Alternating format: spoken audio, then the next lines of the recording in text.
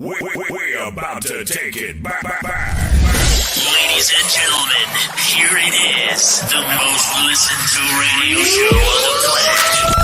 This station is now the ultimate power in the universe.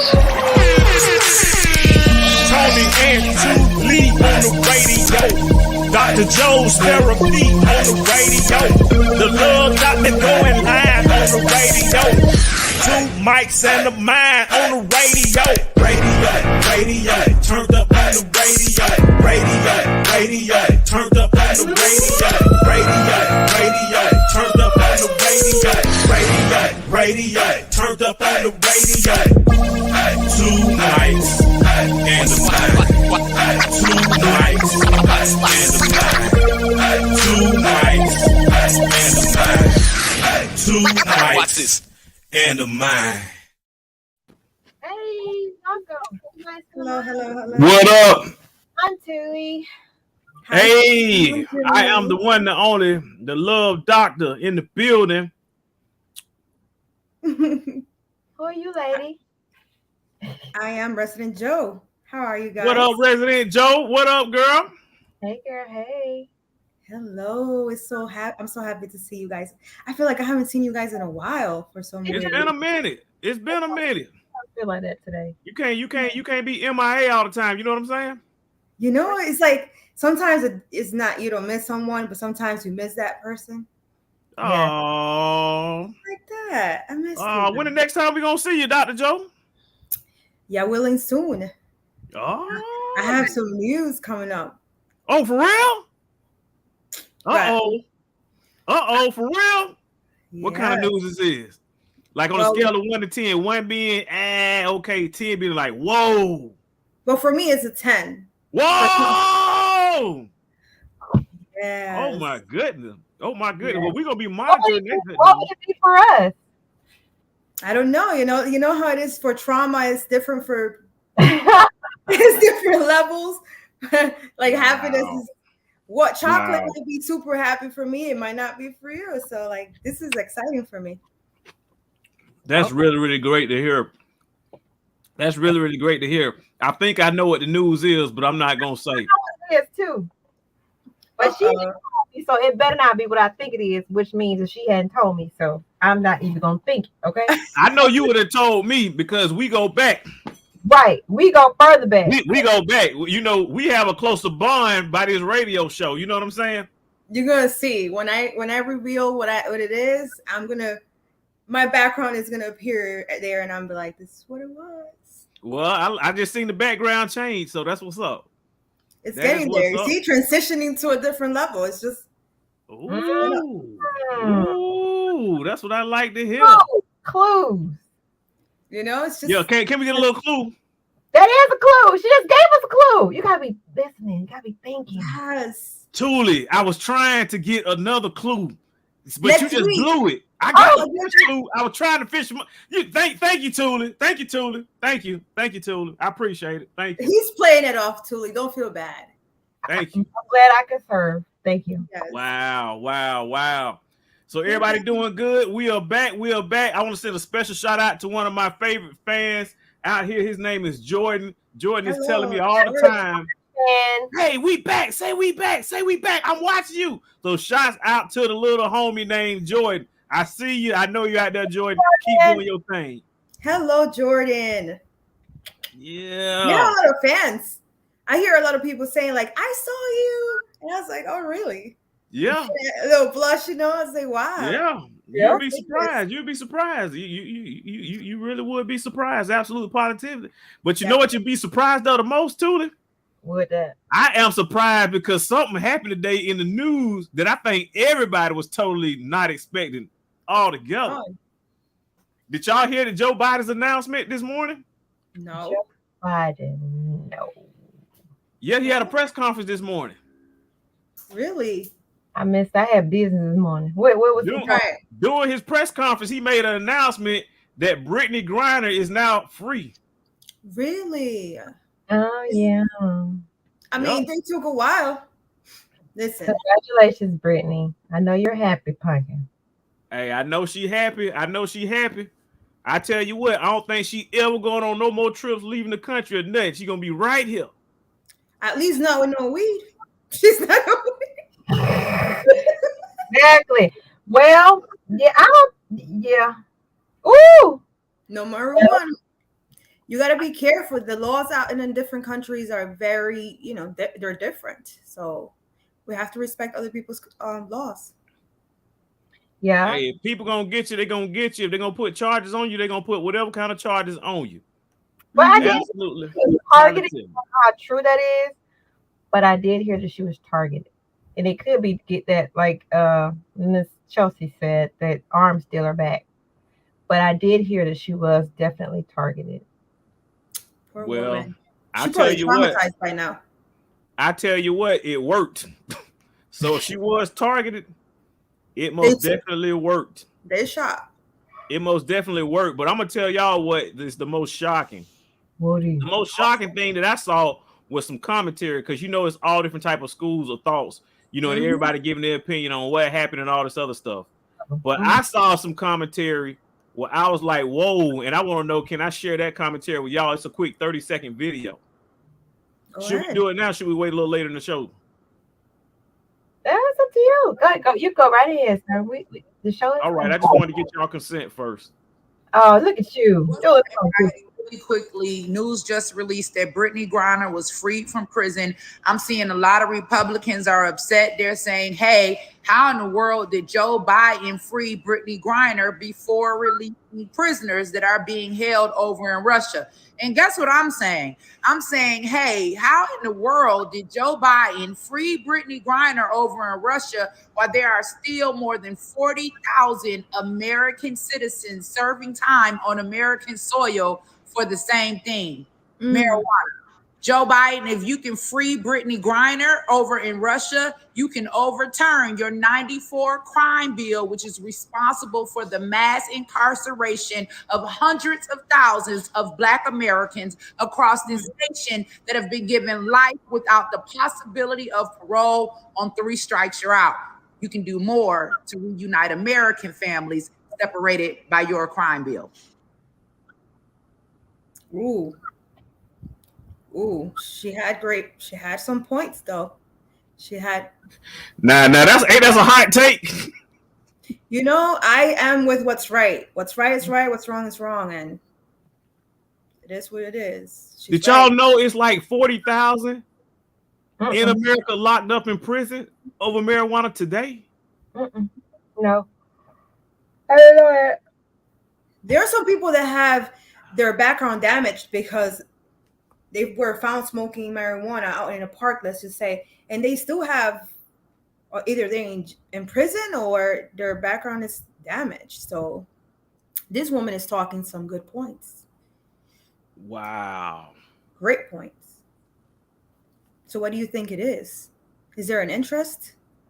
Wow. Have you seen the news? Have you seen all over the news or Instagram, mainly social media?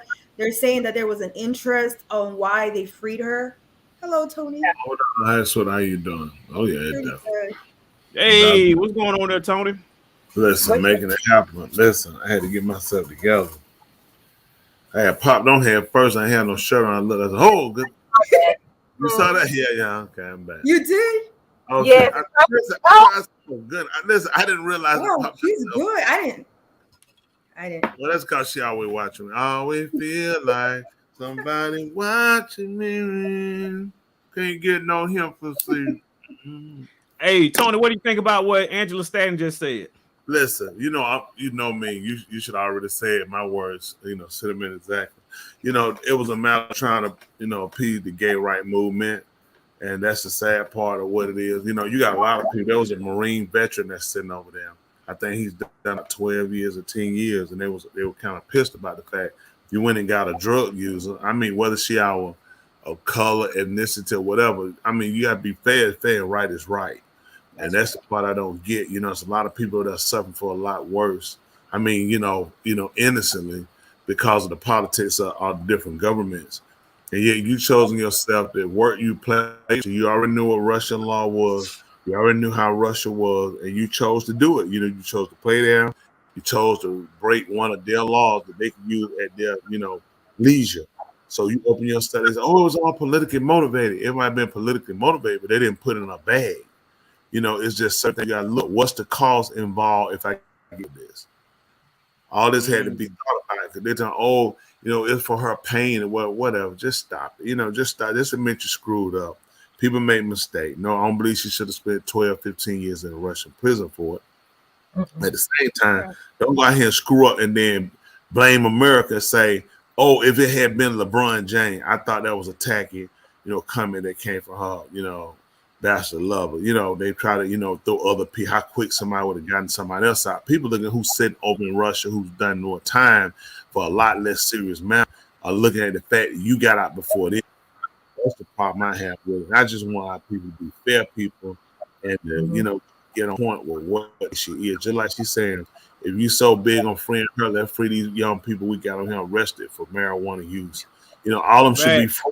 I don't know how you can justify it. So the court should look at it. Listen, I went on the ruling of the president said it was okay to go to another country and take smuggled drugs and use them. So surely it's not illegal in the country that fought for me to get, released from a country who had laws saying it was against it. Surely my country is in favor of, so just, they all, any law they use, anything they use, it's always to their leisure.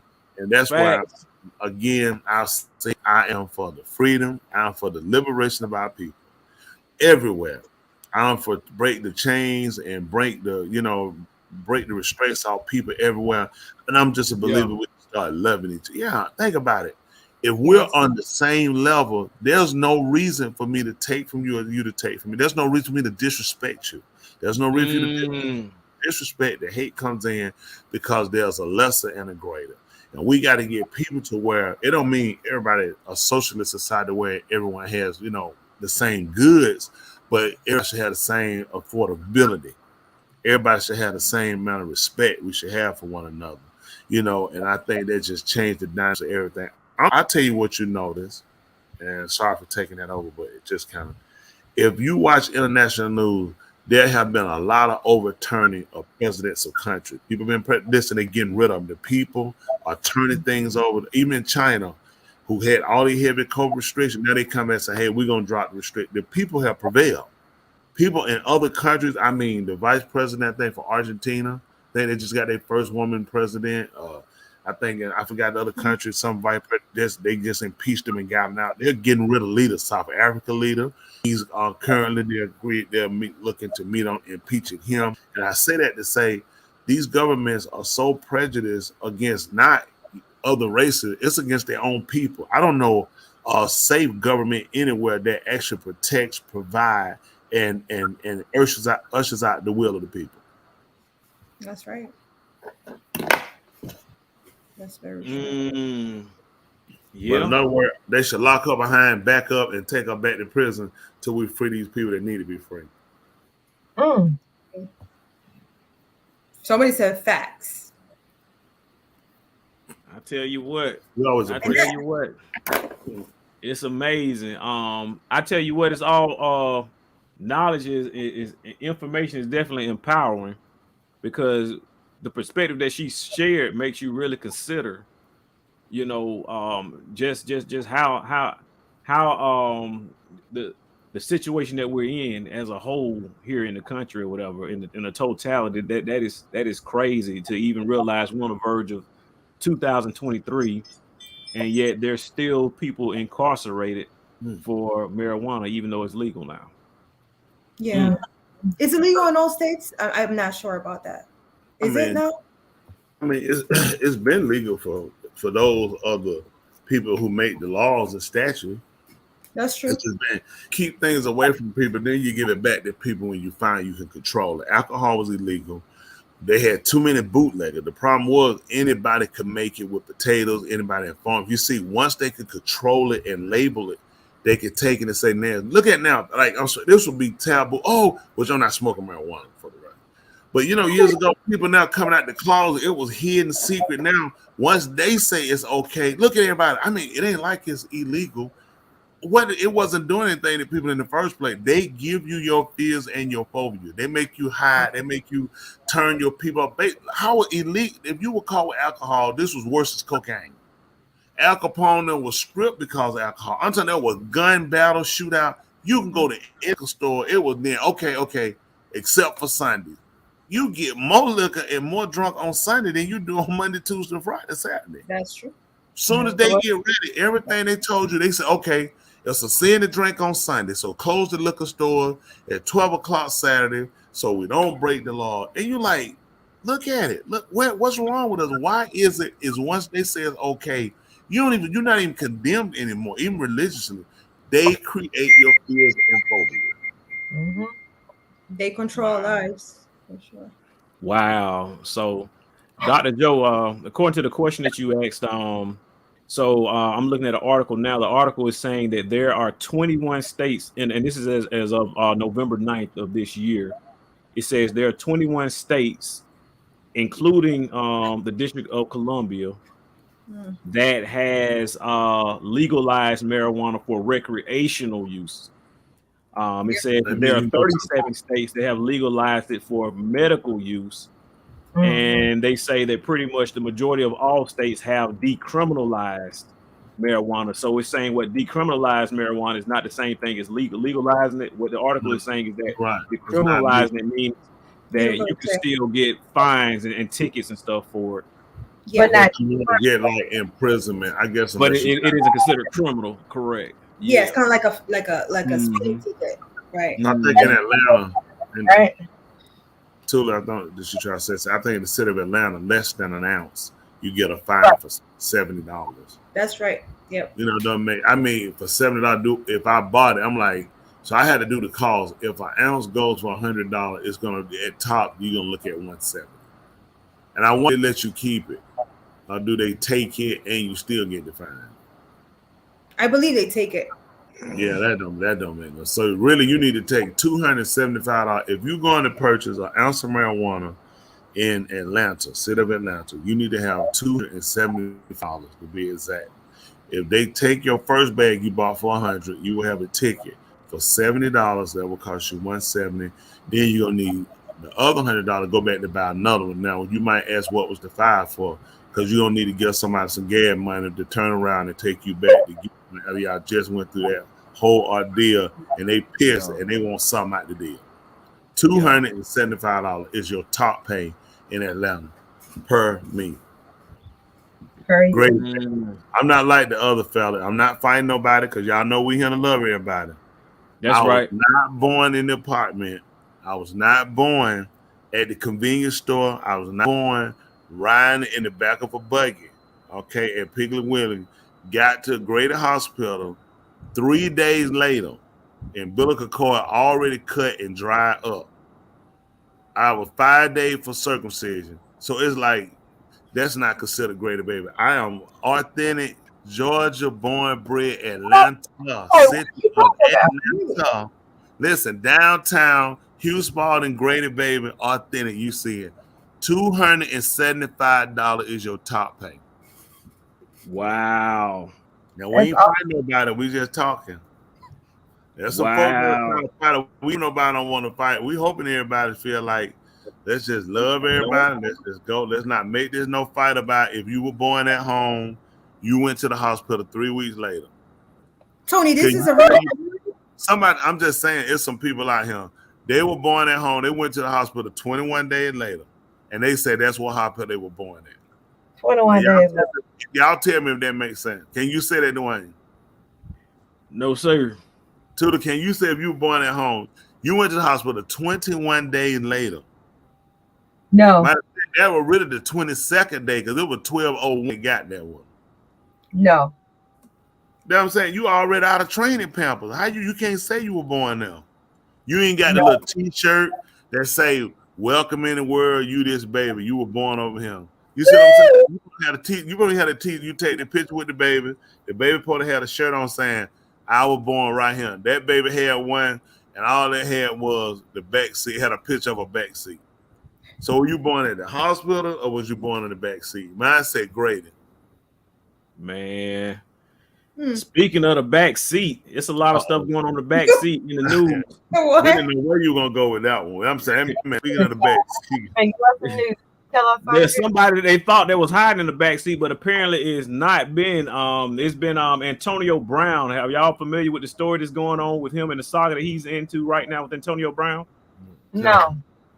Oh, really? Well, so to bring everyone up to par, what's going on right now for Antonio Brown? For all those who don't know, Antonio Brown, he's the NFL player who's known for quitting and walking off stage. Believe it or not, ever since last week, a week ago, there's been a standoff at his house. The police have had his house. They're trying to get him, but they don't want to use excessive force. So they've just been sitting around the last week, actually literally waiting at his house for him to come outside. They tracked him down. For And what? right now, I'm sorry, say that again, Tula. Why though? What happened? Why? Tell you what, I got the article right here. If you want me to, I'll pull the article up. That'd be That's great. a picture of him right now. Yeah. That's So not a wonder what- picture right now. That was a picture of showing how he looked. He can't be looking like that on a football field. Believe me. Hold on. He showed the picture, said that's him right now. Right now, it says after a standoff with the police in which he refused to leave his home, former NFL star Antonio Brown is reportedly still wanted by the police who are waiting for Brown to turn himself in.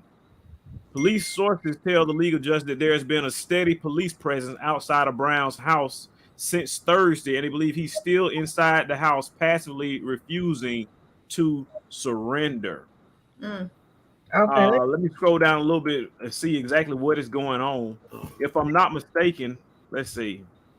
Okay, somebody's saying that he might have built an underground tunnel and escaped. I don't think he's that intelligent.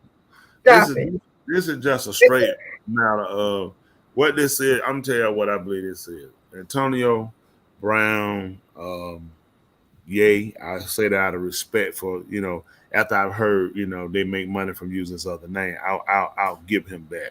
Even, respect that he want to say yay is his name, yay. I really think that these are Manchurian candidates. The stuff that these guys are doing, these guys have maintained a lifestyle and have made money and wealth. And all of a sudden, if you notice, all these guys we don't even say, man, they get money, they just go crazy. Can we really believe that a piece of paper sent a person to where you don't even have common sense? You reach a level of these people. He said a lot of things he got to destroying. I knew another player that played with him, and he talked about how he was like when they would tell him to do stuff, like he wasn't doing like this slavery here, doing this, it's slave money. I don't need no slave money. He said, this is what he's saying at the camp. He wouldn't practice. He would let them know this when he played at the Raiders. He would let them know, saying he just kept telling all of them that. Man, ain't got time doing no slave money. This is slave money. He's like, he was just looking because the other players had no choice. You got to do what they tell you. You finna be gone. This is Antonio Brown. I think they best them to a point. They get in these guys don't realize it ain't just with them. They do this to former CIA agents, Secret Service. They do this. They will make these people and run you crazy. You say the wrong stuff, you do the wrong stuff, you will wreck your life. I see that jersey. I see that jersey. That's it. We got somebody to know. What's up, Jersey? But not from New Jersey. So Yeah, I remember the Jersey guy. When he had the jersey, had it plaque. You had the jersey that flied up there. He wanted to get in the placard. Same day, Antonio Brown jersey officially going on sale today. I officially selling off my friend Antonio Brown off of auction game day jersey. That's the one. I remember that jersey. And he ran the field with. At the end, they threw it in the crowd. Yeah. I want to auction off y'all with it. That's it. We're gonna start auctioning. Also, while y'all want hit the cash out, hit the like button, hit the cash out. That's right. You tell them right. You tell them right. Hit that cash out. We do get some of that. Some people's $1, $5, some say $20. We do. We appreciate every dime, every bit, because we're not out here flourishing to do nothing. We're trying to bring conversation our people and get ourselves together. And we're gonna let you say something about that. I just want to make one comment for you, Finn. I want you to say something. Boston. First of all, I just said let's not start fighting. If somebody comes up here and want to get personal. Talking about Hugh Spalding is not great. I knew somebody was gonna be out there trying to fight me. Why is you trying to fight me? Listen, this Hugh Spalding is greater. It's a tunnel that connected them. That's Grady all day. If you born in an apartment, okay, right on Carroll County, and you don't get to the hospital till 45 days later, your eyes already been dilated. You already had a umbilical cut, and you've been circumcised, and you eating solid food. You're not born at Greater Hospital, but we'll have y'all. Love y'all. I just had to go ahead. First, hold on. I want to tell people what he did, why he's wanted, because I wanted to know. He is went on charges on battery to his ex-wife after an incident last month where he threw a shoe at her ponytail while attempting to move her from the home. Look at that. Hold on, wait. Did it say literally he threw a shoe at her what? Ponytail. That's what she wrote. Ponytail. That makes sense. Hold on. No, come on. Not I threw the shoe at my face, or he threw the shoe at my head. He threw the shoe at my ponytail. But guess what, man? He put himself in the position. It's sad, man.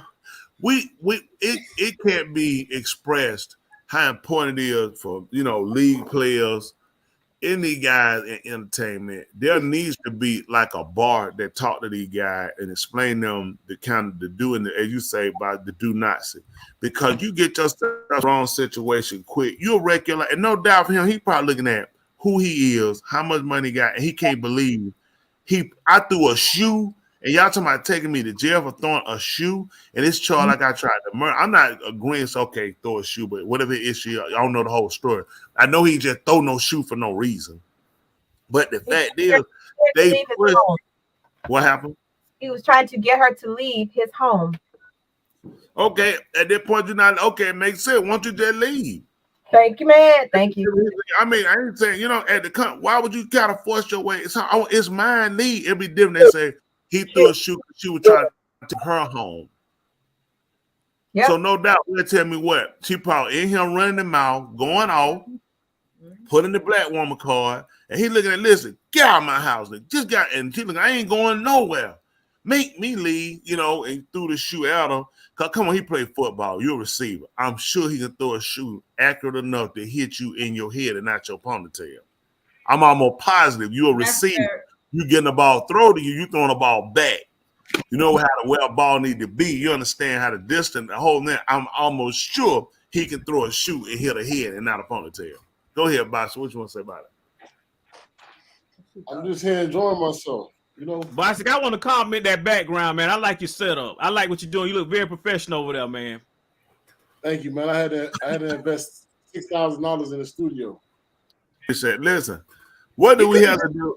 What do we have to invest to get him to take them ugly turtlenecks off? Hey, let me tell you something. I want y'all to know my pastor actually had on a turtleneck this past Saturday. And look wonderful. I don't believe that. I don't believe that.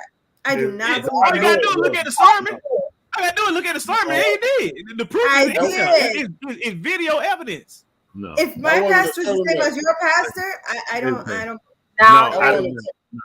That wasn't a turtleneck. That was an Andre That was, Brown man. You got different types of turtleneck. That was a soft shell turtleneck. That was a soft shell turtleneck. Yeah. There's a name for that kind of shirt, and it's not a turtleneck.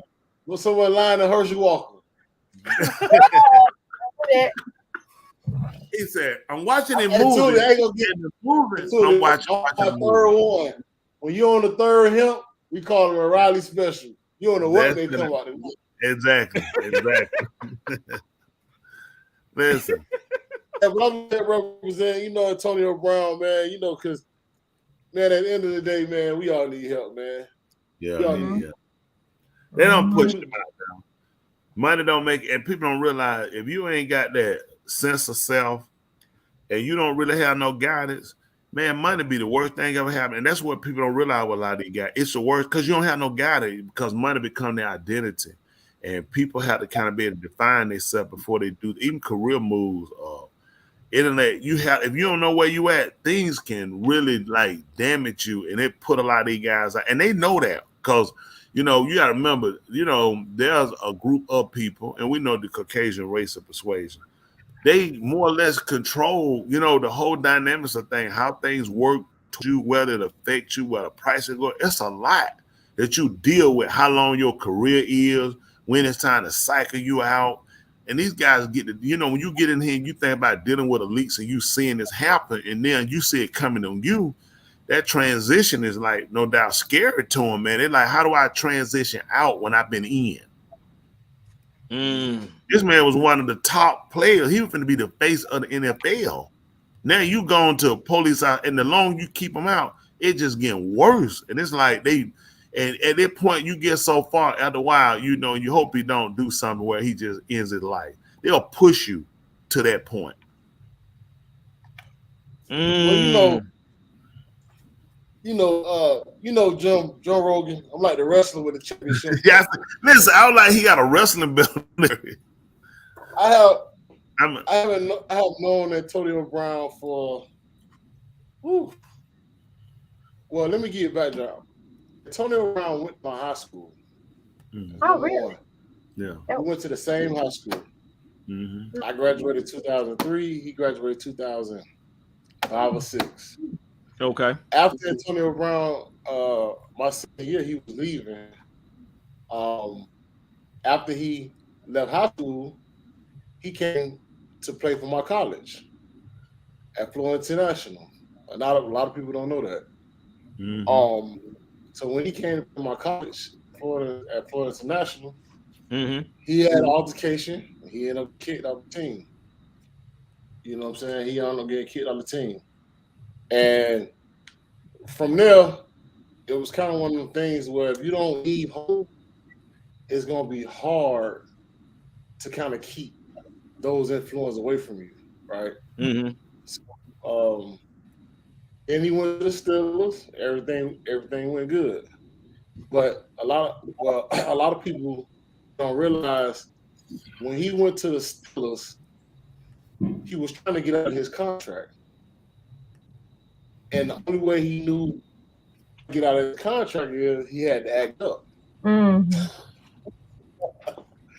And so that's how he ended up getting out of the Steelers contract. He began to act up, right? So after that, he went to the Raiders. Yeah. The Raiders gave him that contract. They gave him a large amount of money. And he realized, guess what? They weren't going to win. So you know what he did? He acted up. And he knew, and this is documented. You can go, and he knew the only way to get out of the contract was to act up. So therefore, he started calling the owner. I don't know if the owner was racist, but he started to act out. And guess what? They kicked him off the team. Then he went to New England. He went to the Patriots. Okay. Yeah. Going through the legal battles with the Patriots, and then he began to. They let him on the field for one game. After that one game, he got in a controversy with the head coach. No. The owner. The owner of the team. He said something about. Crowd. Yeah. I remember that. Okay. Yeah, he said about crowd. And after that, he ended up getting kicked off the New England. And then he landed with Tom Brady. Right? Yeah. He was a trouble person. Tom Brady helped him out to get him back in the NFL. Right? So while he was with Tom Brady was taking him in. He said, I'll help him. He gave him a contract. They ended up winning the Super Bowl. Yep. Also, it comes, Tom Brady tells, just say Thule or whatever, tell Janelle, just say Thule is Banner, is Joe, right? Say Thule is Joe. And Thule is Tom Brady, and Joe is Antonio Brown. Thule goes to Joe and said, hey Joe, I see you trying to get better. I'm going to hook you up with a trainer. Right? and they're gonna help you out, get you right because we're on the same team. As long as you do good, we're good, right?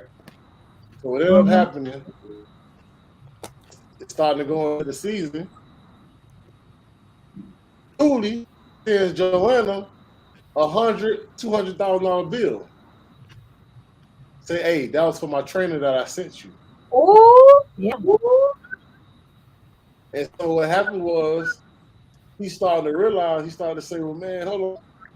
Are you really helping me or are you milking me out of my money? That was only one deal that was happening. He was getting a lot of stuff milked, and by the time he leave, he get a bill. So he said, so in his mind, in his Dade County, Miami, New Orleans, overtime mind, it's like, oh yeah, you want to act like the good boy. You want to act like the boy that doesn't do wrong when what caused or seemed to be help turned it wrong. And so what happens. He get mad. He act out. Yeah.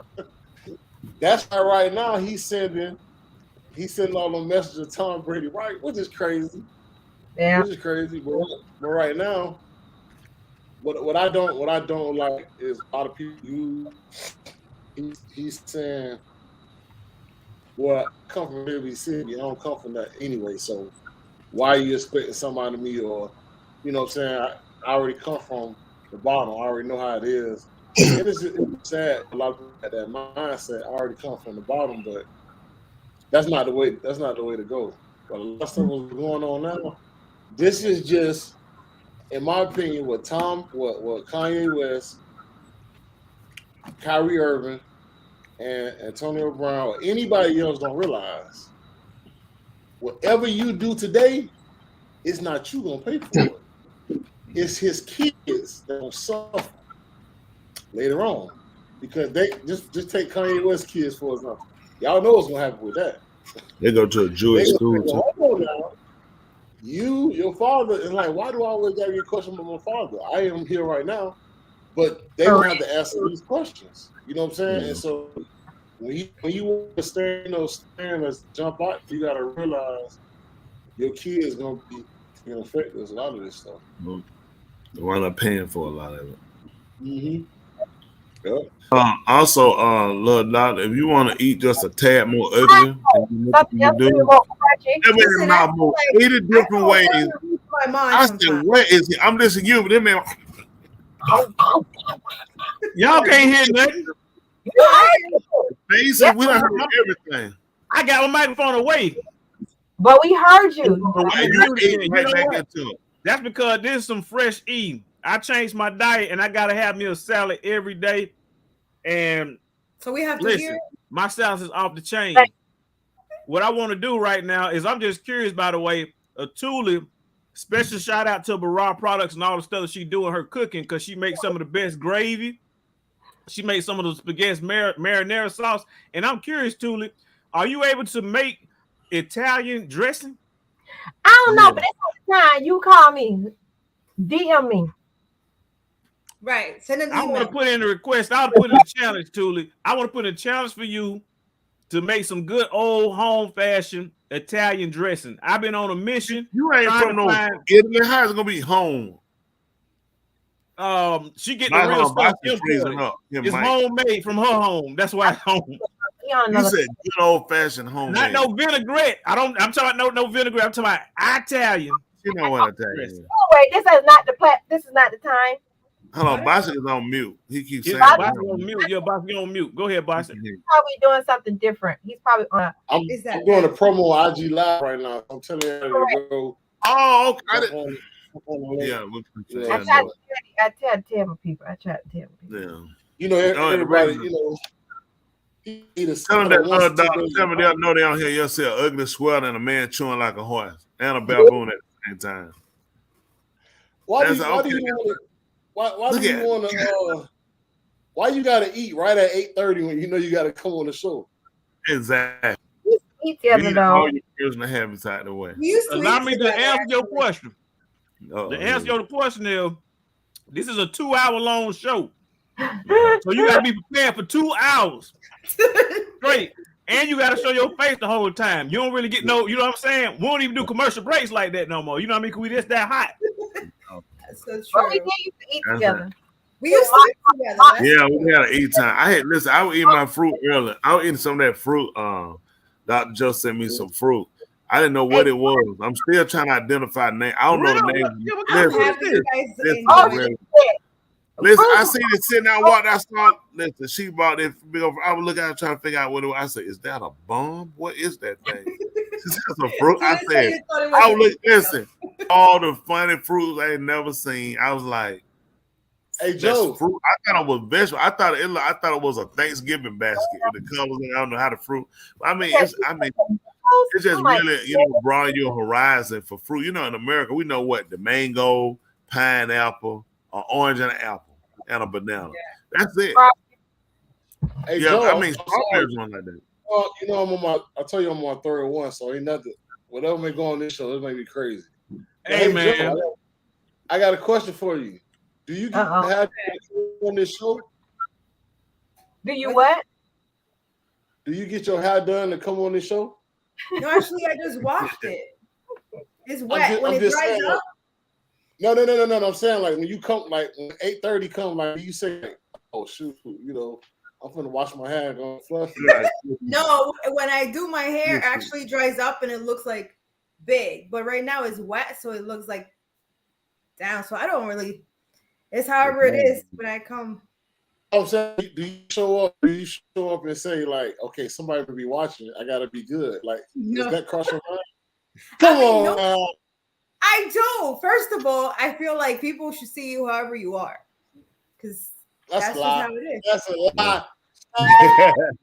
we can't use anything. Tuli and I, we can't use makeup, right? We can't use anything. Hey, preacher, I am so sorry. This is the third. Don't. Because her and I, we're on a natural state right now. We're eating raw. We're eating organic. We're staying in the organic era. So that's not like kick up all the way. That kick up. That's that side kick up. Hey, can't wake up. We can't do this. We can't. No, but I've never been into any of that, so I'm like okay with it. But we've been into that organic journey, is what I'm saying. So we don't really do much because we're trying to be organic human beings in this GMO world. It's your time to shine. In this GMO world, you know, we are in a GMO world, and Tuli and I, we're staying organic. Hey, well, I want to comment both of y'all. I'll say this even publicly. Tuli, I complimented her on her hair before the show actually started. It actually looks beautiful. She had a red bow on. I guess you took your red bow off when she first started the show on. Oh, it's still on there? Yeah. It wasn't a bow. Yes, pink. I remember I told you. Yeah, okay. It's pink and it's red. Oh, it's pink. Yeah. Pink. You got me looking red as pink. He was red to me. No, it's pink. Look at it. Pink. I told him. Pink. It's pink. It's okay. Well, you can really say. Just want to give both y'all compliments on y'all hair, the natural hair. It looks wonderful. It looks amazing. Thank you, sir. I appreciate that. Hey, do y'all know the religious custom? Which one? Was, you know, the Jewish people can't hear you. You're breaking up a little bit. Can you hear me now? Yeah, but it just. Oh, can you hear me now? Yes, sir. Oh, okay. Only the single. In some religions, only the single women can have their hair uncovered. I know. The married woman has privilege on the husband. Yeah. So Joe shaking her head like, see, yeah. My brother asked me because of my religion. He's like, oh, and your religion, is it now that you're single and once you're married, you're going to cover your... I was like, no, when I go out. He's like, because I only see you cover sometimes when you go out. I'm like, yeah, because I'm out in the house. I can have it out because I'm in the house. So he's like, oh, and when you get married, do you cover it in the house too? Or he has so many questions for me. And I heard that. When you tell them that, they tell them, no, that's for the husband. Nah. But when you out, you supposed to. So that's why I asked. Right, that husband. We're backwards. Let me. I think it's on the fourth one. Doing on shoulder, Thule. Huh? I think Thule he's on on the fourth one. Yeah. She look mad. She ain't like that. You see how it froze? She's like, No. Yeah. She might be on the gunman. Yeah. Are you? But no, Bostic, I appreciate the insight you provided about Antonio Brown. I didn't realize y'all that close in the sense y'all went to the same high school, but I always value your football takes. And while you got you on here, I got another question about football that I want to get your opinion on. And that is 2 words, Coach Prime. Talk to me. Ooh. oh man, prime time. So let me tell y'all what I think about Deion Sanders.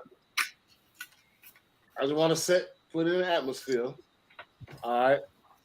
If Deion Sanders right now would have had a 0-11 record at Jackson State, what would they do? Leeway Ward, run him out. He would have had the boot. He'd have been fired. Done. Finito. They would have fired him. So I just want to start there and say that Deion Sanders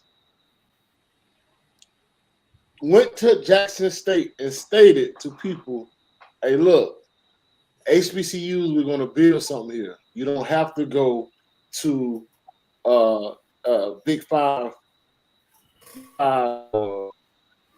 competition. You can come right here to HBCU and we can build. So what ended up happening, Deion Sanders got offered a contract. He was making $300,000 at Jackson State. He donated half of the $300,000 to a facility for Jackson State they can build. He letting them fly American Airlines to away games that's too far. They got the most uniforms in college football other than Oregon University. Right? They got the most helmets and everything from Under Armour. They sell everything. They got the most. So Deion got offered $5.7 million a year to go to Colorado. $5.7 million.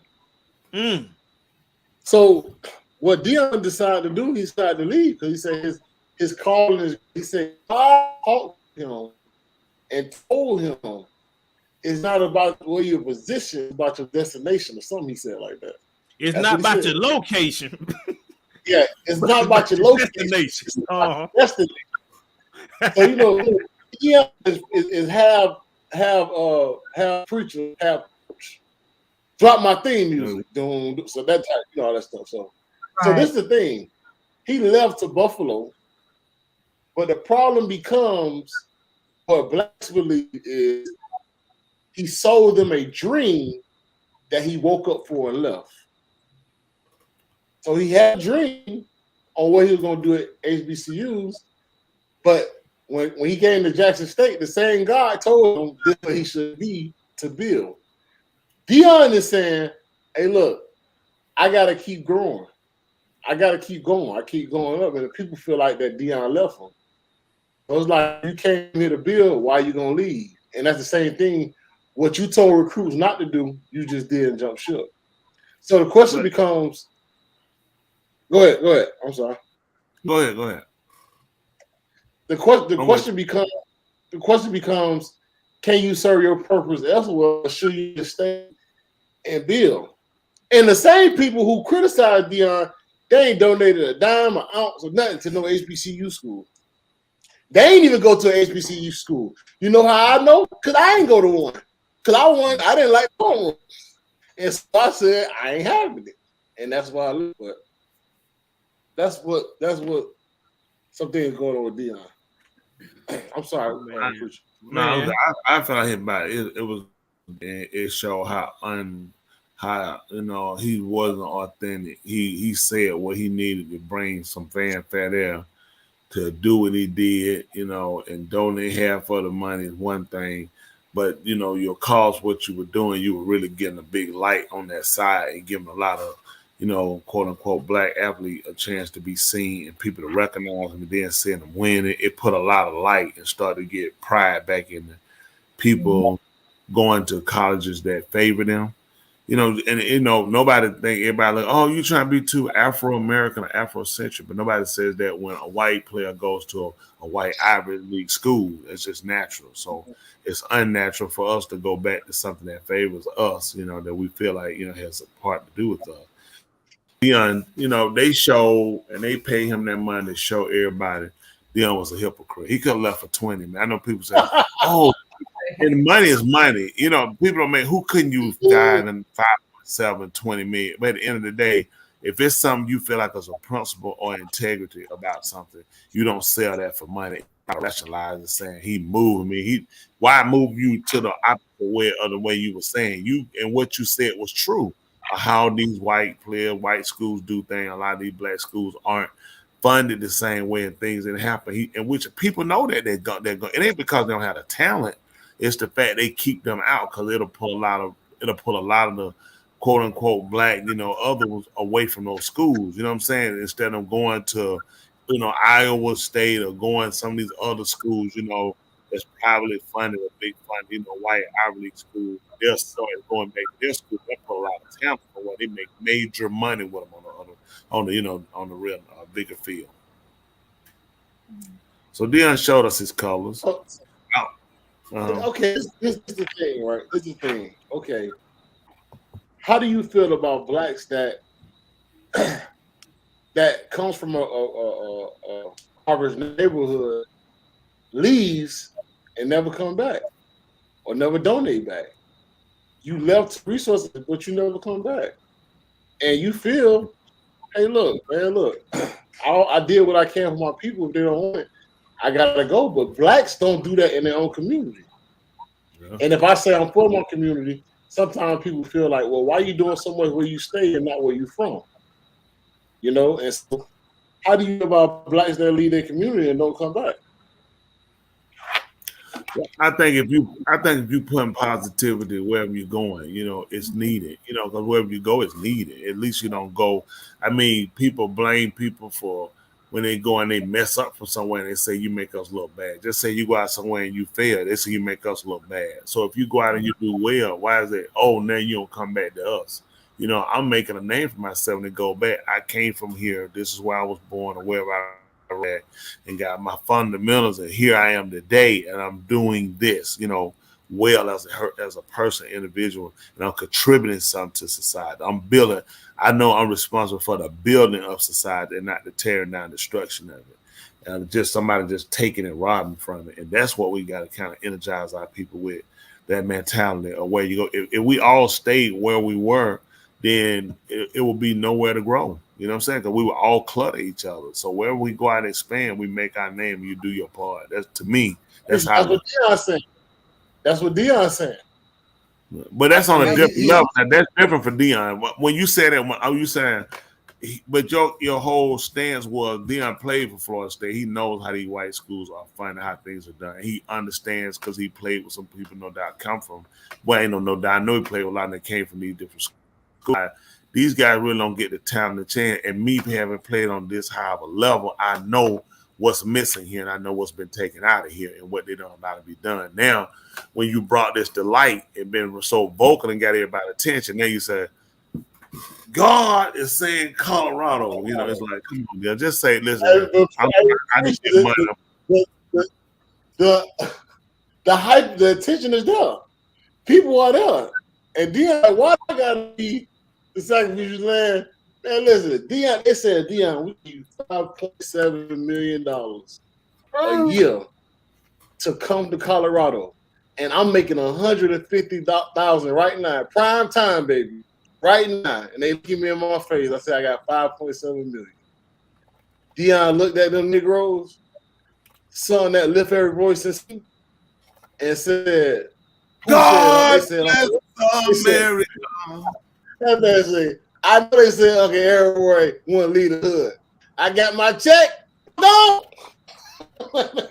He gone, man. Preacher, 5.7 million. I'm not saying this ain't gonna do it. This guy do some coaching kids, and 75% of Colorado roster is black. So I said, hey, McCollin is that 5.7 million of American worldly money. Well, check this out. I'm sorry, go ahead, Tula. I will say I do appreciate what he did, the things that we saw that were posted, the things that he said. And for a season, everybody do everything happens. You're in a place for a season, and I think that was his season. And I really appreciate the things that I heard him say to the guys, and I hope that he reached at least one person that, you know, and that will help that one person, at least one, because he gave them some off field advice that was good follow.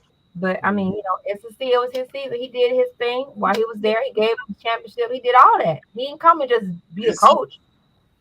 And see, what y'all don't know is what these black colleges, what the president feel about athletics. Y'all don't know the internal stress that Deion had to go through to get stuff done. I believe it. Right? So everyone. It's a lot. He kept giving credence to the athletic director and the dude that was above, because he like it's so hard. Because just think about this now. Think about this. Deion go. Do you know a college will pay Jackson State $2 million to play a game, a away game? That's what big schools pay little schools. Yeah, $2 million because they pay them because everything is on the school. It's on the school. It's televised, the games. Right. So they pay the university for coming to the game. The money does not go directly to football.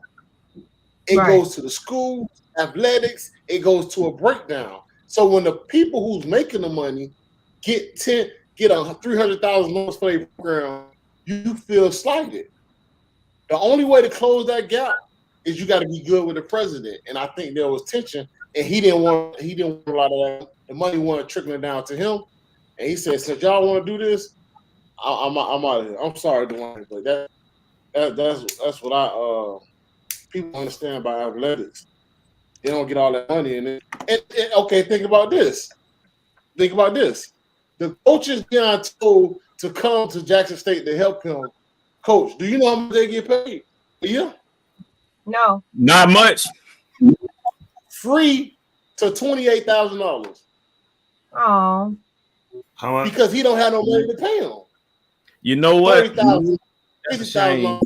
And so when Deion got to look at them every day in practice, they say, "Coach, I got bills." And he said, "Coach, keep working with me." Man, they looking at him and he's saying, "Man, the university ain't gonna give me the money. I'm selling." You gonna tell people to drink so much until they push back and say, "Hey, man, what's up? I'm ready." Then that's what happened. Deion say, "Y'all gonna give me $5 million? I can get each one of my coaches $200,000 a year." And look at their eyes, and that's what he did too. He took that money and he helped other people. So you got to look at this totality. But he did. Some people did say they let him down. Well, I'm good. The beauty about it is I actually had the opportunity to look at it a little bit further, because what I like to do, I like to take every situation, and I don't just analyze it. I like to scuba analyze it. So what I end up doing, the beauty about it is that the whole entire situation is documented on video. So there's nothing to be expected. What we do is we draw our conclusion based on headlines when we actually don't look at the video. So what I want to do, a quick little experiment.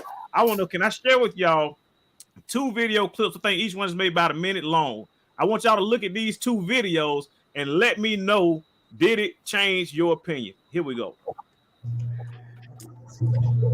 Bless you. Appreciate you, everything. I'm pissed off right now because that big coach won. The kids played really well. While the game going on, somebody came and stole everything they had in the locker room. Somebody did. Yeah. They stole his stuff. Had on my necklaces. How? Somebody stole the necklace? Yeah, everything. Like the first money at Jackson State. So when all this stuff out of equality, raising standards. That goes for everyone, man. Not just the people on the field, not just the coaches, not just the teachers, not just the faculty, but that's everybody. Security in everybody. Security. They stole his stuff.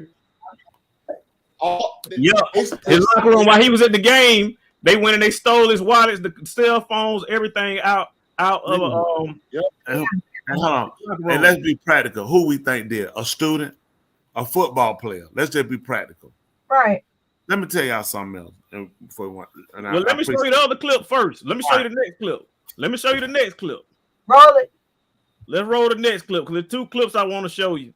They got a whole lot more, but we can't do all of that for the show. We just gonna do this right here. Here we go. Here we go. Here we go.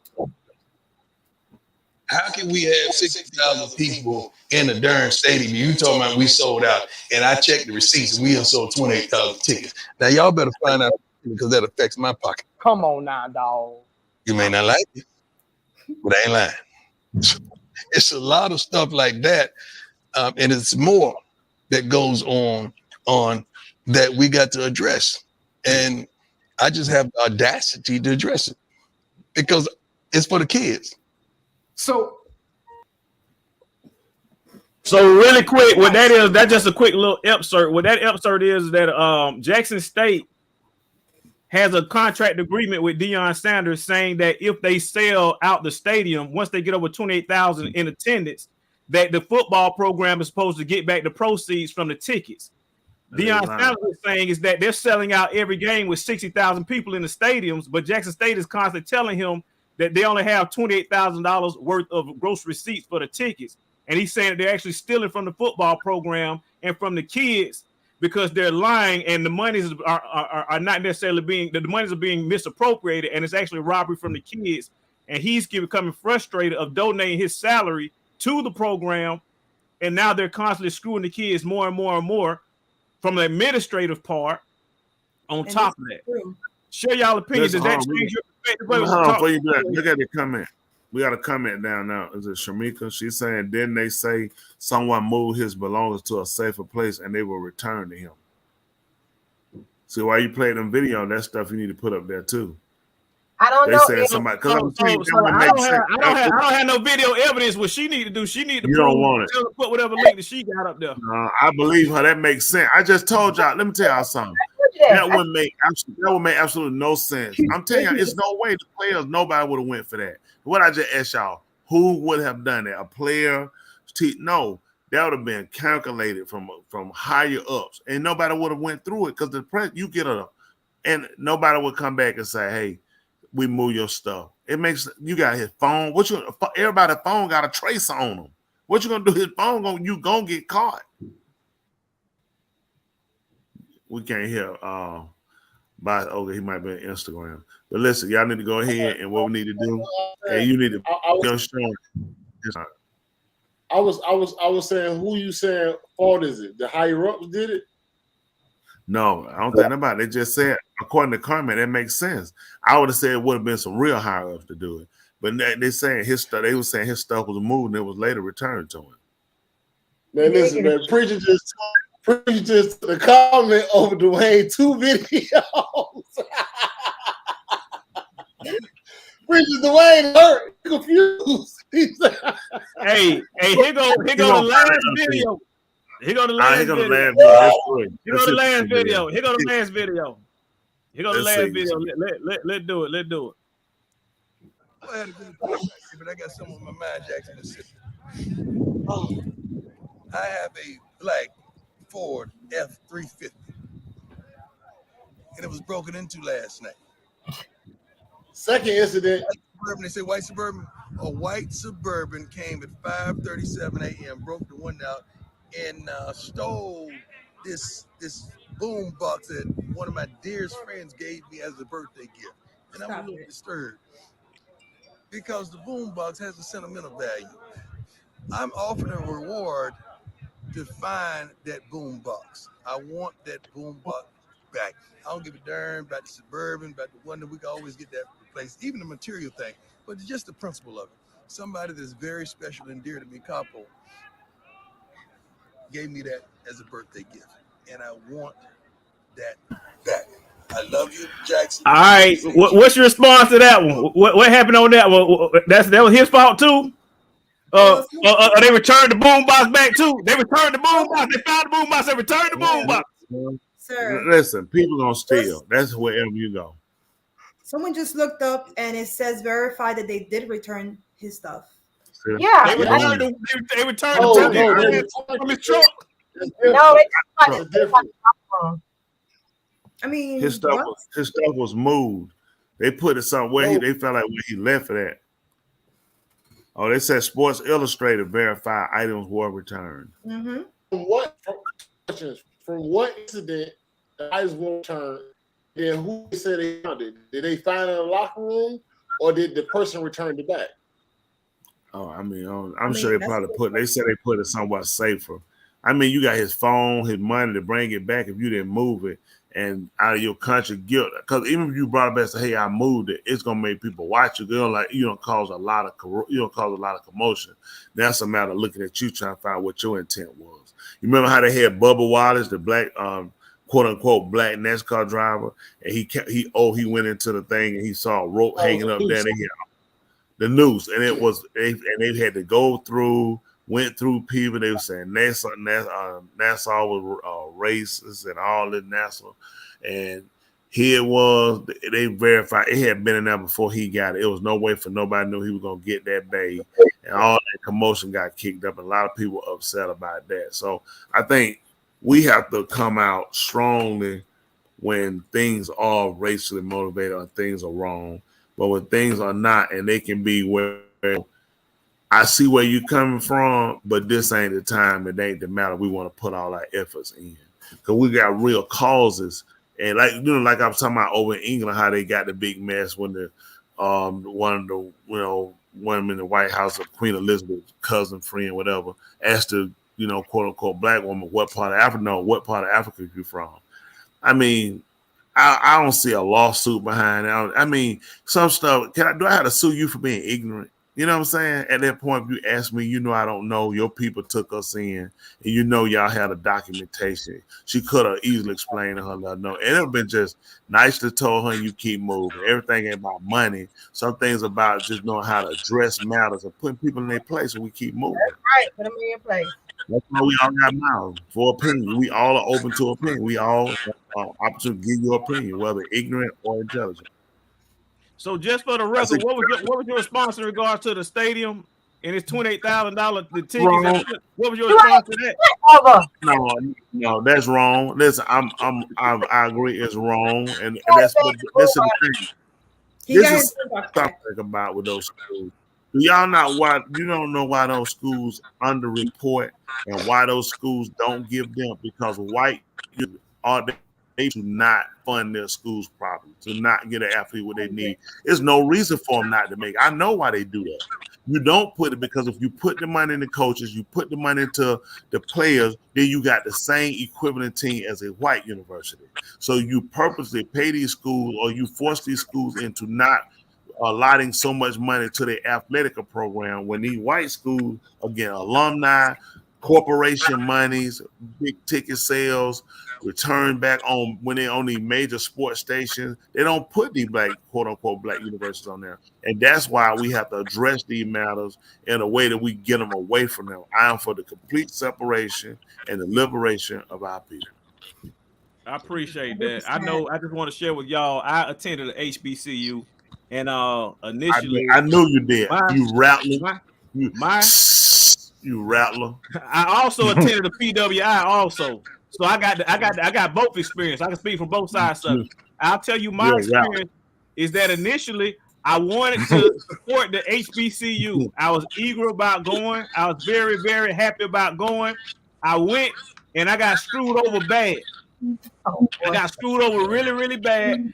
My financial aid money, they did not give me my financial aid money. I went the whole semester broke because of my financial aid money. Come to find out the doggone dean was misappropriating funds and taking the students financial aid, and this has happened year after year after year again. After I'm done with it. So my whole thing is it possible to have good intentions where initially you say, I want to build this program, I want to be a part of it, but you get screwed over so many times, you be like, I'm gone. And you walk off of that thing. I'm mad. Are you done with the institution? I'm mad talking about it. I don't even want to talk about it no more. Hey, are you done with the institution of the black people? You done with the institution of the black people? Whoa. Let me tell you something. Wait, are you Let done me with tell you the something. As far as being done with the institution or the black people in the institution, if there's a way to separate the two, I don't know. I'm just saying, I know what it's like to have good intentions and for you to ultimately get sabotaged by the same people that you're trying to help. And I'm pretty sure my parents probably even had those same sentiments of you trying to help. The same people that you're trying to help are the people that's over and taking advantage of you time and time again. So you just be like, blank. You be like, I'm gone. Well, all I'm saying is that from video documentation, when you look at all of the kids in the football program, they're standing up and they give him a standing ovation. They made videos about how he impacted their lives, how he turned over to HBCU, and how he did so much more for them and imparted for them life. And he's been honest with them from day one about what he was doing and his plans to transition and leave. He's been honest with all his team and everything about it the whole entire time. The way are you mad at black people? I'm not answering that question. We got Confederate 48. Where's Confederate 48?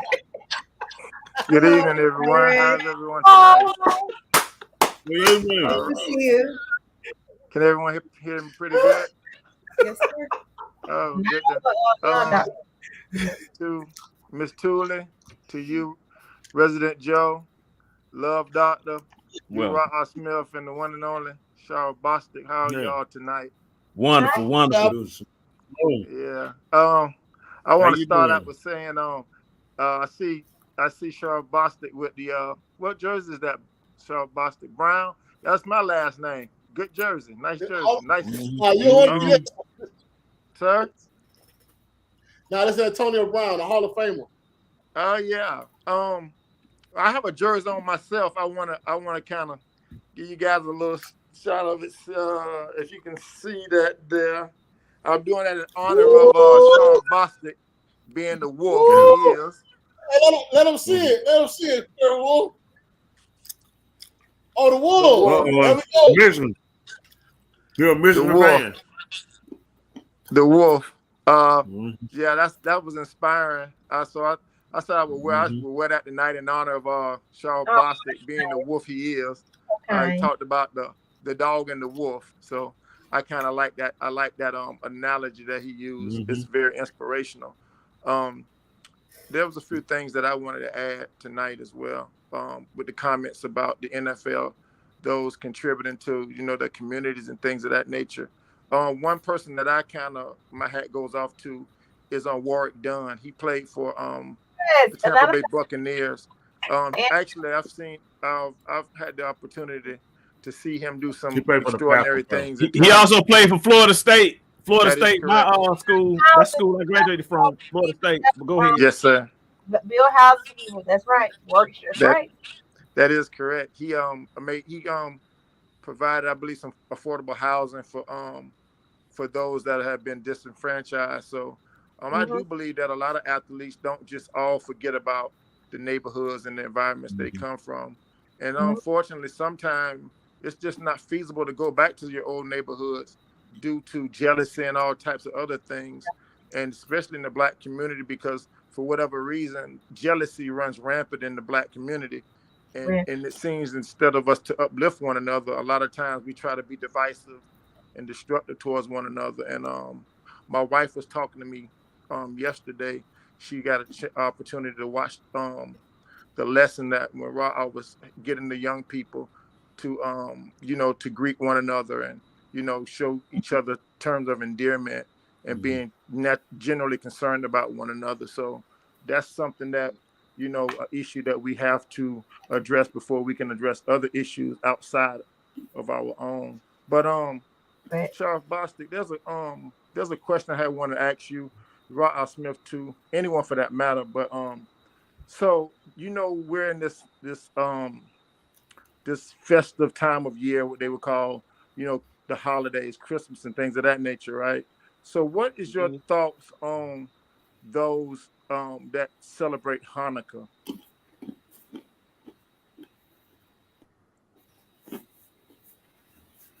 You said what? Hello? What was the question? I said, what is your thoughts on by this being the time of year that people celebrate, Christmas, and what are your thoughts on those that celebrate Hanukkah? I'm not really that. I believe more the white Jewish religion that more or less recognize. I think the Festival of Lights. I never really looked into it a lot, honestly. Yes, sir. But a lot of things they keep, and I think they take it based off of in the Book of Yukonon. They talk about it was a muhar that they kept, and it was in the winter. Yeah, I think. But so it's when we keep, talk about it being in the winter. Right. I try to stay with what we set up and establish from when I go back through. Yes, sir. 23rd chapter. When he said these are my yamin, you should keep them. We try to establish off of that and just kind of hold to it. But I really hadn't looked a lot into it because I look at a lot of things that they do, or things they picked up. They're different, they've been in different regions. They start in Europe, coming out from Africa, then you're in Europe, and then you move to different parts of Europe and different culture, different dialects. Then they come and they stole their way over to claiming our, nationality. Then you start proclaiming us a religion, where you just influx yourself and all these customs that we keep us out. They keep it. Right. It's open. And they believe that an angel flies in and drinks out of the cup. No book. It's just this is their mood. They're just their literal, just speaking to one another, pass it down. But like I say, you can tell a lot just as easy as you can write one. And so a lot they keep. I don't. So we don't observe them. I said I don't observe them. I don't know them. With that being said, I'm sorry. Go ahead, Rob. I apologize. Go ahead. No, go ahead. Go ahead. Now my next question would be too. I was looking at something and it was quite interesting, quite controversial, and it also kind of I'm kind of divided in thought on this too. In the Talmud, your thoughts on the Talmud? I know that it's written from what they would call sages, from Jewish tradition, and just the opinions of what they would call scholars. So I believe in the Talmud in what they would call Genesis 24 in the Talmud.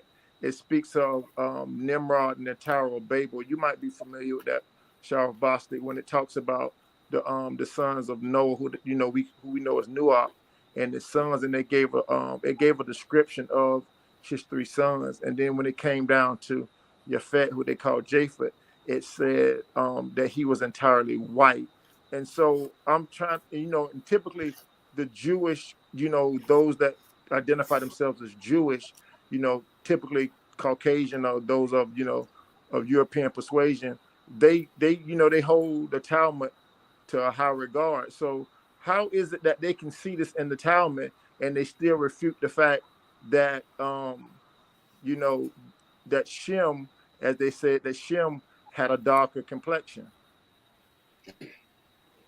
Well, my thing is, when people view the Talmud, that's more of an oral law or oral tradition or oral writings.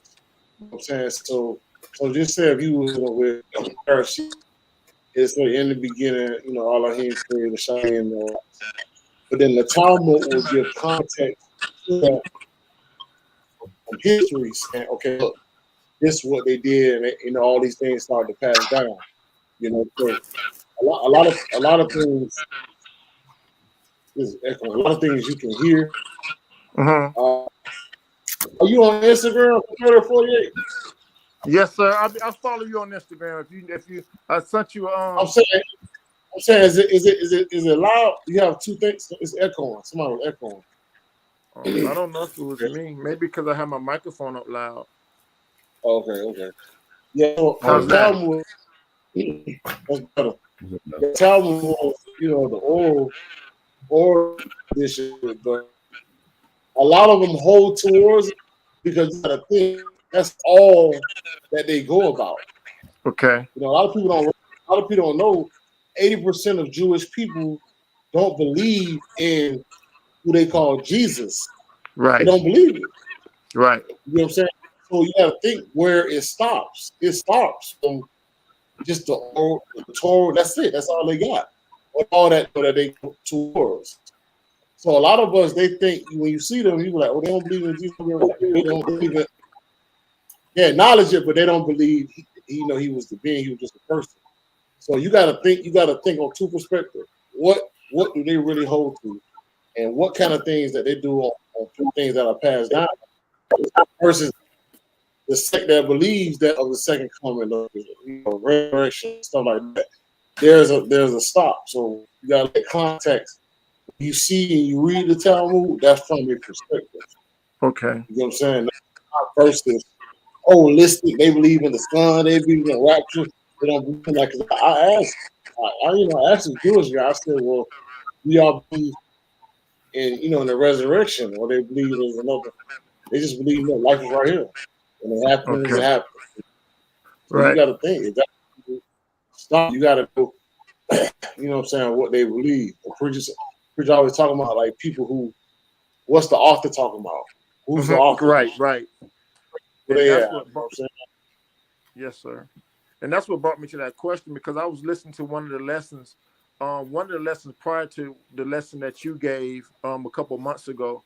And Ra was talking about how, people don't use the common sense that they have in terms of, people promising you pie in the sky, and what I'm talking about with that, about going to up in the clouds and to reside up in the clouds, or things like that. So I was just alluding to that because the big thing about the Kyrie Irving incident, and they were trying to demonize him about that, and then you brought up about the ADL and stuff like that. So they have this, and you're probably familiar with this individual. I guess he's supposed to be the Jewish Messiah, Yanuka, and he's supposed to resurface in Jerusalem and supposed to be performing some type of miracles with the younger Jewish children and stuff like that. And so it's alluding to something. I'm just trying to see. They look at this stuff in their text, and it clearly says in something that they believe in, and then they still try to refute it as for people of color, specifically, African descent, saying that we don't have any heritage in what they would call the Jewish culture. Right. If that makes any sense.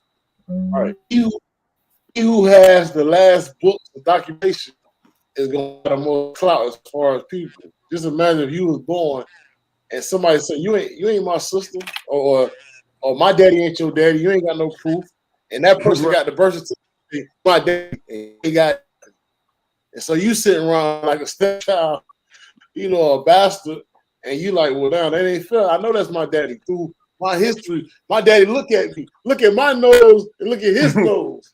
Right. My daddy, they got paperwork, right? Right. So you gotta think whatever people put out, got it, and how things you refute, So, cause I just be straight up with them. I said, so okay, y'all believe in, you believe in the Torah, and you believe in the Talmud, and the numbers, and the death. I said, so are y'all still doing animal sacrifice if y'all don't believe that it transcends over? And right. The thing towards that, they believe that once the temple was destroyed, that was the end of that. Mm-hmm. There's no temple to go in. So, and that's what they stand on, And so it's just you gotta know all angles of these people, and then what's your end goal? You get what I'm saying? What at the end of the day, what's your end goal, and what you going on? So you gotta know the author and what people are saying. Now, what brings me to my last and final statement is this. So we know that the so-called Jewish culture, they have, they have a lot of control over media, publishing rights and things of that nature, right? And so, you ever heard of this guy by the name of Daryl Katz? No. Daryl Cat. Katz, Katz, Daryl, D-A-R, I think it's Y-L, Daryl Katz. Yeah, I know you're talking about. Right. I see him. He's a billionaire owner of, I think, the Edmonton Oilers. Right. Right. So what I'm getting at is that, these people, they don't make themselves available and known to the public until they're ready to. And I find that very intriguing and very kind of scary to be, to be quite honest, because these people lurk in the shadows and they fund different types of, fallacious activities and things of that nature. And then like the Bezos, we never knew about Elon Musk until me and probably other people as well don't know about these individuals until they decide to make themselves known. And like Ra was saying about the millionaires, and there's millionaires are like outdated and antiquated. Now people are reaching for billionaires and like that. And so all this money that they're moving around, so they can change the narrative is what I'm trying to get at about, especially in religion, and try to you get where I'm coming from, Cheryl Boston. So like these people own like teams and corporations and all of this type stuff here. So it's easy for them to go in and get textbooks and change text and and change like Google searches and stuff like that to change the narrative and then to have people to buy in it. So I'm just grateful for people such as yourself, Ra Smith, Two Minds and the Mic, that kind of bring things to the forefront and uncover some of the stuff that we wouldn't even have be privy to the information. So that was the nature of my call tonight, and also to tell you guys that I hope you all. Well, how you been feeling? How you coming along? To be here, in the midst of you all.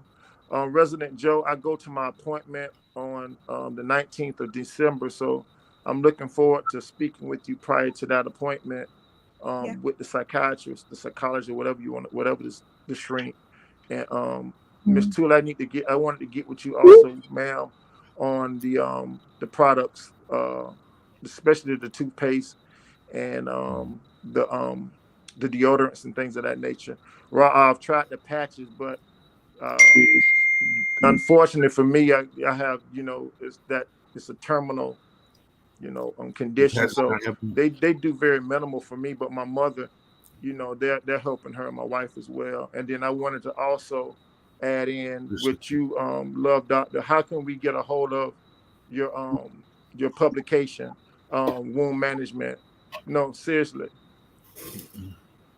Tell you what, that's a great question right there. You can go to www.wombmanagement.com. Okay. Again, that's www.wombmanagement.com. Womb. Could you post that for the listeners, for the viewers tonight? Could you post it? Yeah. And do you have it in Amazon, Love Doctor? I'll tell them if they look in the nearest trash can right up on.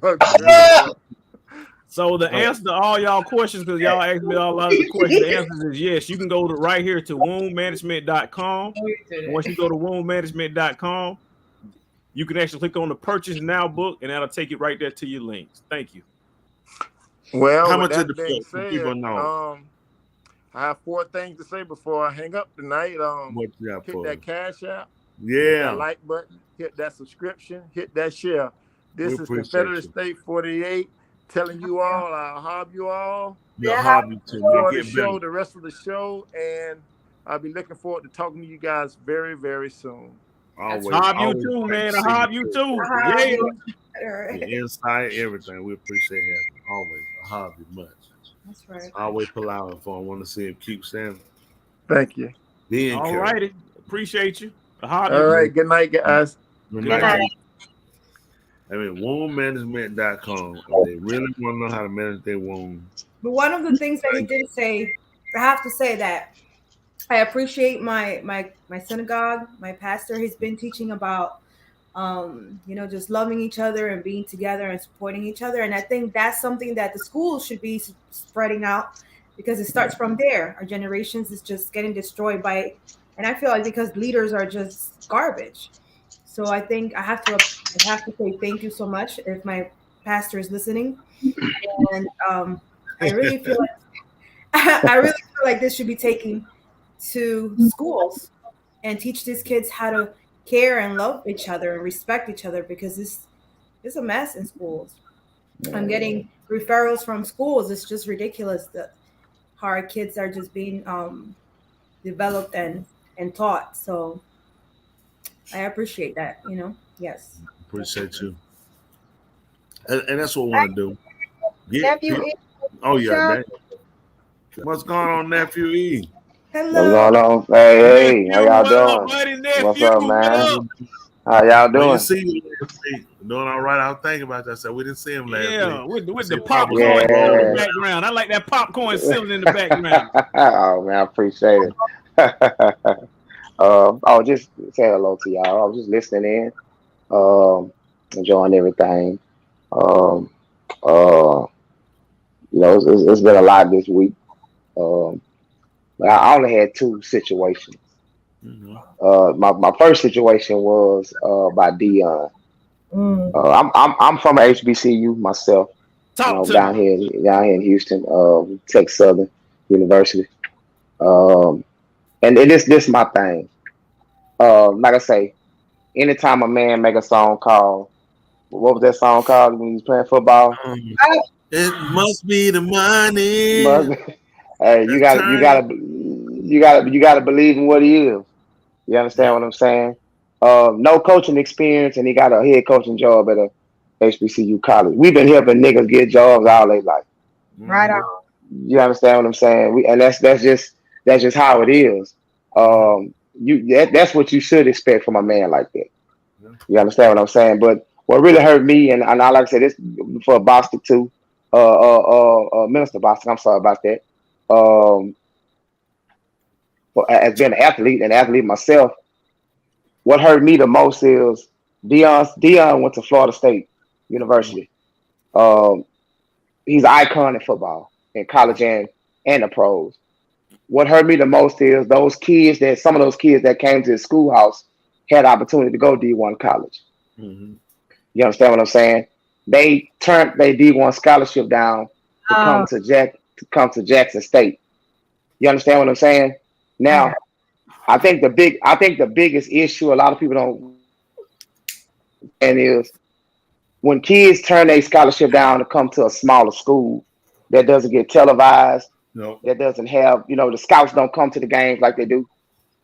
Your potential of making it to the league is almost, slim to none. Yeah. You understand what I'm saying? You're right. And I think somebody pressed the issue with Dion about that, because they like this here. If you tell these kids to come to this school, and then when the draft comes, you on the internet saying y'all don't come to my schools, these schools down here, and draft people. You don't bring out any kind of scouts to get our kids to go in the draft. A lot of people are like, well, hell, you didn't go to the HBCU, you went to Florida State, so your talent was televised. Mm-hmm. If I'm an icon in football and a kid come to my school and say, I want to come to your school because it's black and you black, I'll be like, look here, man, take your ass over there back to Division I so you can get seen. Don't come here. You understand what I'm saying? Don't come here. It's not about being a coach, it's about being honest. You understand what I'm saying? Everybody know about the black school system. Mm-hmm. This is nothing new. All this breaking in, stealing money, they've been doing this shit to our schoolhouse back down here. This is what they do. And like I say, I'm not mad at Dion for leaving. You get mad at the people that hired him, because they went out to some effect. He's an icon. We can make some money. We bring him in. He come in dancing and tiptoeing and all this stuff here. And they made their money off of him. Yep. You understand what I'm saying? He was going anyway. You understand what I'm saying? This been in process. Love Doctor, find the video of the coach saying he ain't swag. He ain't swag. What? Eddie Robinson Jr. Yeah, he ain't swag. From Grambling. I mean, from where you from? Minister Bosco, where he from? What's that school he from? His dad was a coach, right? Yeah, how I ain't swag. He said, well, who is swag? Who is swag? Right. So you gotta, but he right though. But that coach knew though. That coach knew. Right. Yeah, he knew. Yeah, he knew. He's just playing. Yeah, he knew. And that's what Yeah, he was. he knew. That's what he was talking. You know, he was talking from like. Right. He ain't swag. I'm swag. No, he not. Y'all he not. Nephew E, I got a question for you. This Go right ahead. here is a 50-second clip. I want to share this 50-second clip with you, and I want you to Go tell ahead. me, That does boy this broke clip Deion, boy, too. change your opinion on what you just said? Go Let's ahead. talk Go about it. I put up like the worst team you ever think of. In 4 years, we won 12 games. And when you came here, you brought our league, you brought my boys, man, you brought everything here. And I really got to feel what it is to be like on the winning team, like really championship. I ain't gonna cut some championship stuff, you feel me? And I appreciate you. I just appreciate everything you've done. Well, I appreciate the way you go about practicing work, E. That's why we got to get you. We got to get E a ball in the next game. I don't care if it's a quick screen or something. Get him something. TC, get him something. All right. Just for the fact, I just want to see you just cut somebody out like you do in practice. Oh. What actually happened? A long clip. All the football players, they went around the room for all the football players, and they were all thanking him and telling him how impactful he has been. And thank you for coming to the join them. They had the winning season. They undefeated. They really, really appreciative about all the different opportunities and everything they did. And the last thing I wanted to show with you is basically today they actually had a football practice, and they had the football practice, and that's the last little clip I wanted to show with you.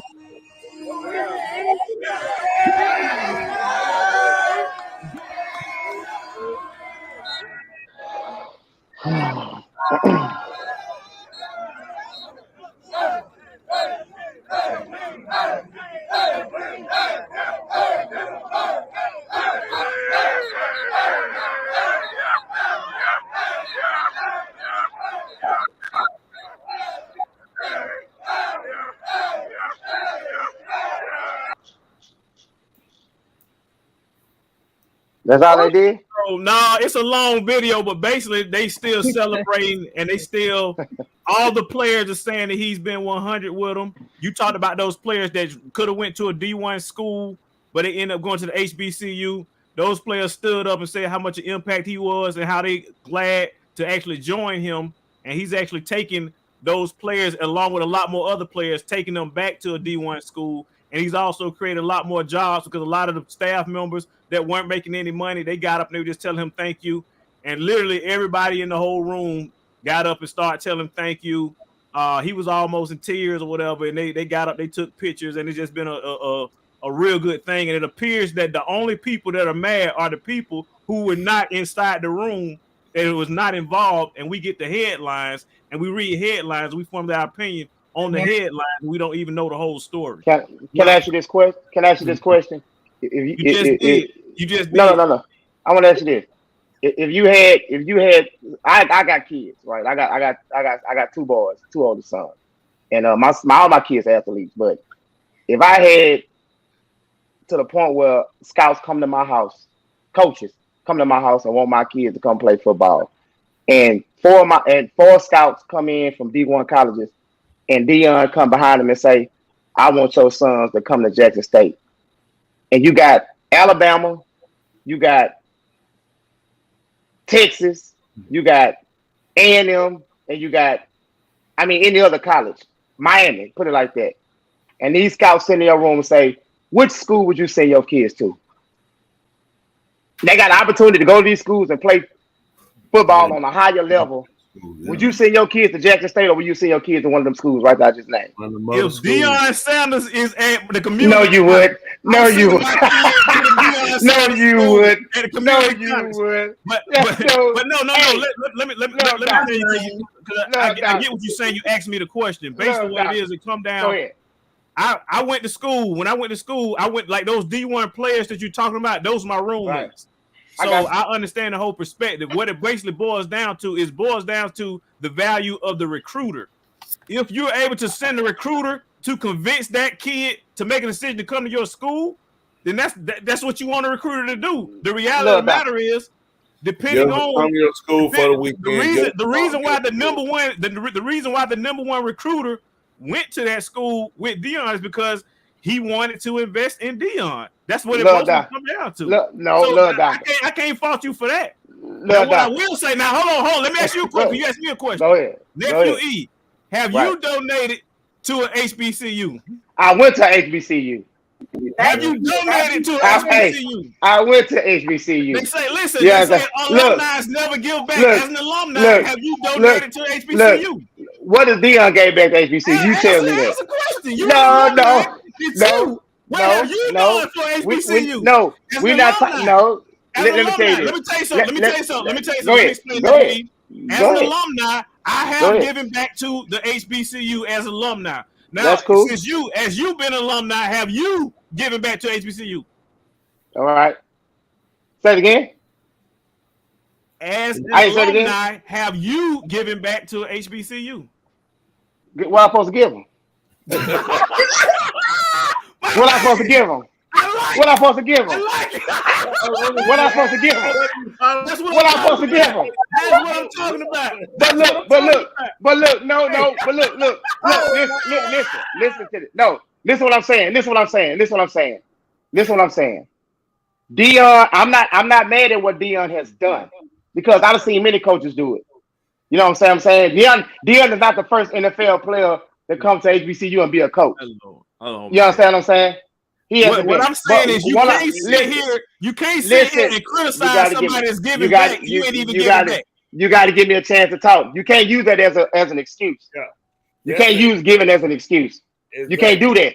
That's a slick way to move. Look, listen. That's a slick way for Deion to go where he's at and people to forget what he done and what he done said. You understand what I'm saying? Giving back, plenty of people give back. It's just not televised. That's true. All I'm saying is, this man got a job because of who he was. Well, this man has the knowledge from 3 NFL teams. Not only that, he got knowledge from college. So he know the schemes and the game of football to make a team like that win at a small level. Now understand this too, though. Understand this. He's going to the Pac-12, which is in Colorado. That's the division they in. You understand? Deion talked noise about Division I when he was down there at Jackson State.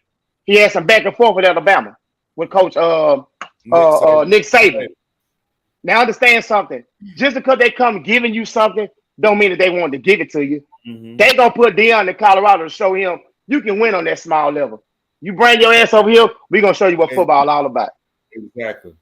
That's what it's gonna be about. I got one more comment. I want one more correction. I went back through my files. I want to stand in this right here as a correction. I did donate as an alumni. I did give back, but it was to PWI. I just remember that. I remember that. I don't want to stand corrected. Man, come on, man. I'm real. Look.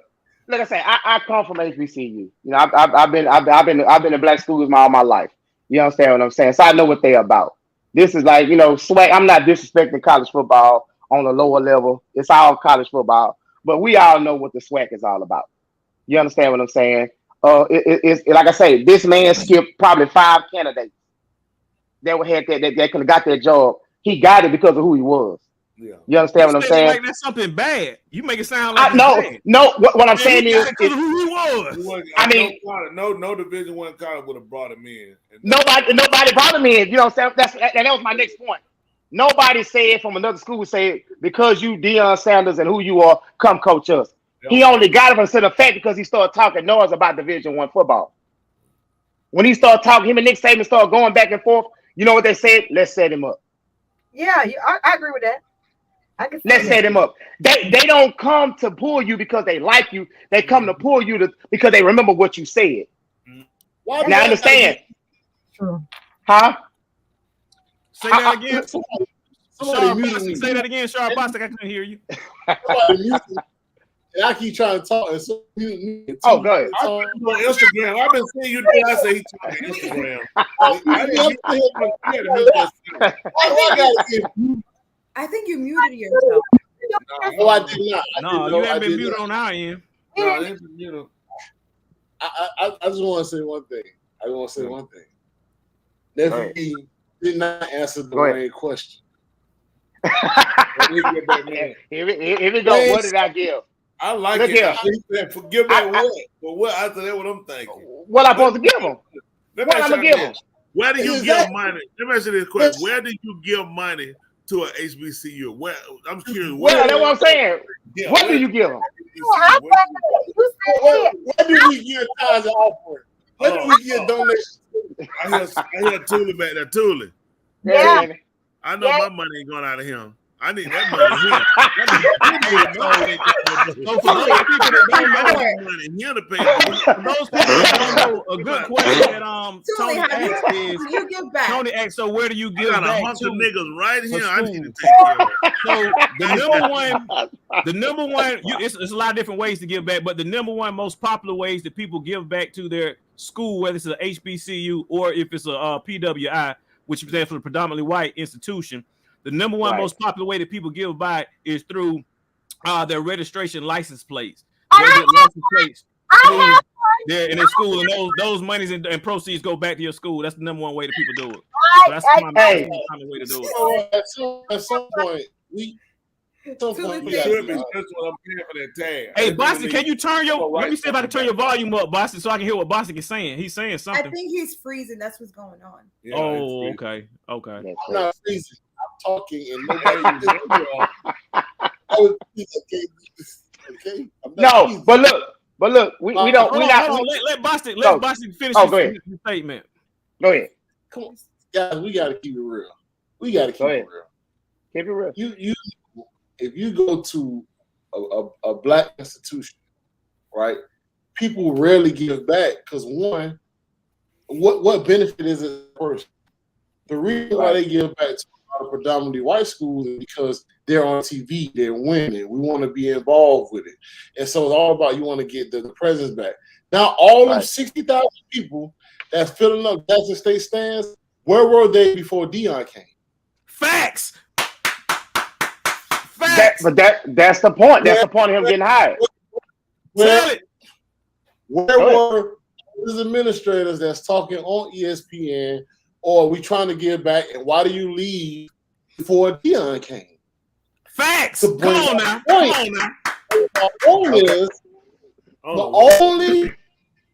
The only way that these people are kicking up, because that's the only why they came. Prime time. Facts. To get my first point is when you was talking about the college kids being recruited. Kids don't commit to schools, commit to coaches. Facts. Come on, right? You preaching that. You preaching that. Y'all hit the cash out. They commit. they commit to coaching. So what end up happening is once they talk to Deion, those kids are not signing to that school because of their school. Those kids are not signing to that school because of Deion. The kids are signing to the school because Deion is telling them, I'm your ticket to the inside in the NFL. Facts. I have the inside connection. Let me just finish on how the conversation goes. Let's keep it real. Can I ask you this? It's not about college. It's not even about the coach. It's all about we'll help you get you in the field. We're gonna bring NFL scouts to him. They gonna follow me. So all them kids we're into, they following him. Colorado. So I want to just make the point that we got to keep it real is that these people. Look at him, man. I ain't got nothing to say. Boston said it all. I'm done. Drop the mic after that. Hey, drop the mic. Good. Can I ask you this? Absolutely. How how many SWAC players went in the top 3 NFL draft? None. Okay, so this my point. This is what I'm saying, Minister Bosky. Mm-hmm. If he's the ticket to these kids going to the league from which he came from, which he didn't go to HBCU when he went to the league, and why doesn't he stay and be more of a ticket to the people that he brought there and the kids that's gonna come there instead of going to the Pac-12? Because he know at the end of the day, like he got on TV and said, why y'all don't come down here and recruit these kids or come to our school? If you know that's not going on, why the hell are you telling kids to come down here in the first place? But listen to what I said, nephew. Listen to what I said. Go ahead. Don't get caught up in the three-headed monster. Number one, the school. I feel. Number one, Deion Sanders. Number one, the best quality of the equipment. Is they're getting sold on tickets in the NFL. So if that involves me going on a higher level and bringing you with me as I go, that's what it is. I'm just saying they're not choosing Jackson State HBCU. And so what I said before, yes, Deion sold them on the dream of SBCUs, but come on, y'all. We know what we're dealing with. Yeah, that's what I'm saying. That's what I was talking. I'm not mad at it. I'm just sound like you are. If you ain't mad, no. I'm not mad at him. I'm more mad at the people that hired him. I'm never mad at the person. Well, because speaking about hires, just make sure you understand. Right now, in the record of NCAA college history, you have over 1,000 5-star college recruits have dropped and entered into the transfer portal because they all want to be on Deion's team. Oh man, please! Please! So all these players, you got people from Alabama. Top tell me this. Teams Tell me they this. want to transfer to school right now. Tell me this. When Colorado play Alabama, you gonna put your money on Colorado? Yes. Ah, come on. And the reason why because all the players on Alabama gonna be switched teams on Colorado. Come on now. Hold it down. Come on now. If you want to talk about putting money on something, the number one rule is the person let me tell you this. When Deion is at right now, 5 kids from Alabama enter the transfer portal, right? As soon as Deion, that's because they're not playing. That's because they're not playing. Okay, I just got 5 star recruits that was from the year before coming to my team. That's because they weren't playing. Because they're not starting on the team at Alabama. So of course they're gonna go somewhere to play. If he's going over there, of course he's gonna play them. Let me say this. Go ahead. This situation right here, I'm gonna tell you the real issue that bothers me out of whole college. This is the issue that bothers me. Go ahead. They put the kids in a position to where nobody stays loyal. If I don't like my school, right. That's true. You got kids that's been coaching as teams because they feel I ain't playing. I'm to the transfer, right? So that's easy. They've been doing it. Trying to build something, but no, the transfer portal just came in the act. The big one. Yep. So this is big one. I don't want to lose my point, right? Right. Who's really hurting right now is high school kids. I'm gonna tell you why. Of course. You have so many kids that's in the transfer portal to where a coach that needs a certain player, right? A coach that needs a certain player. I'm not going to give a college scholarship to a high school player when I can go get somebody real developed from the transfer that can win now. So what ended up happening is you get so many. When the coach want to get a kid from the transfer portal, guess what? They lose high school scholarships. Yeah, I got you. So what's going to happen is when these kids that's coming out and that's trying to go to college and they realize why they're not getting scholarships because they're going to the transfer portal to getting the elite kids.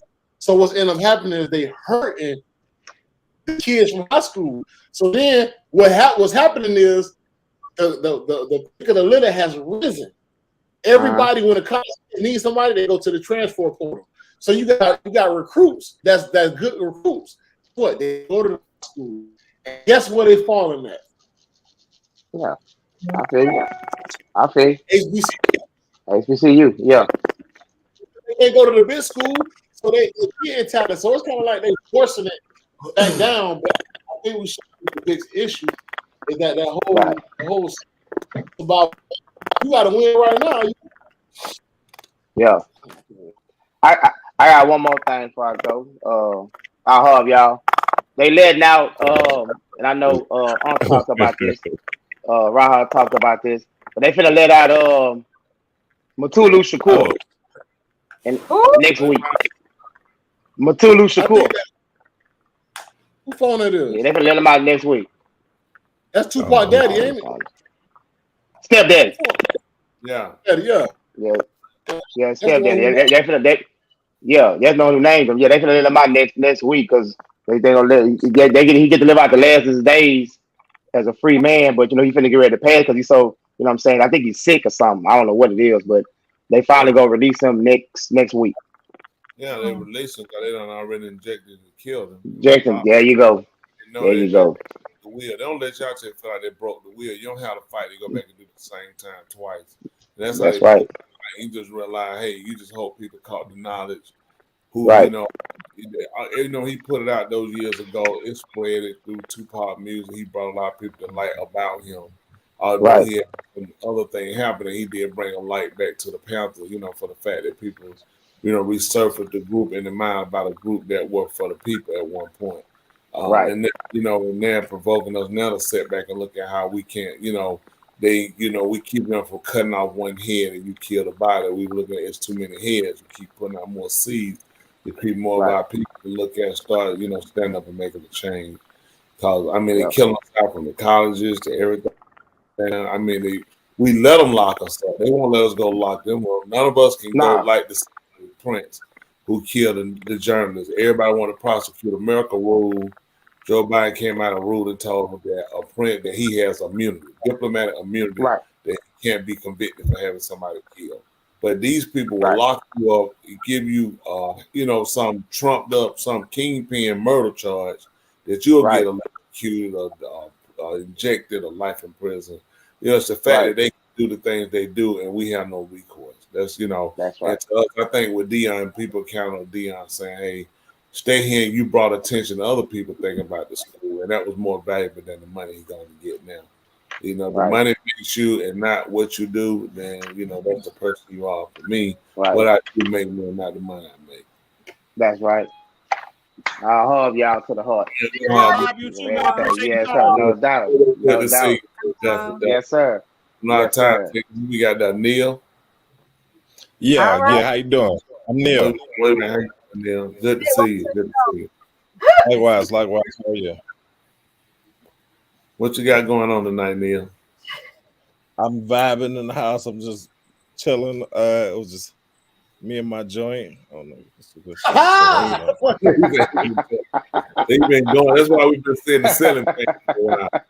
Instead of heading you weren't looking for the ceiling fan thing. You had to turn around and come back. I realized I can't.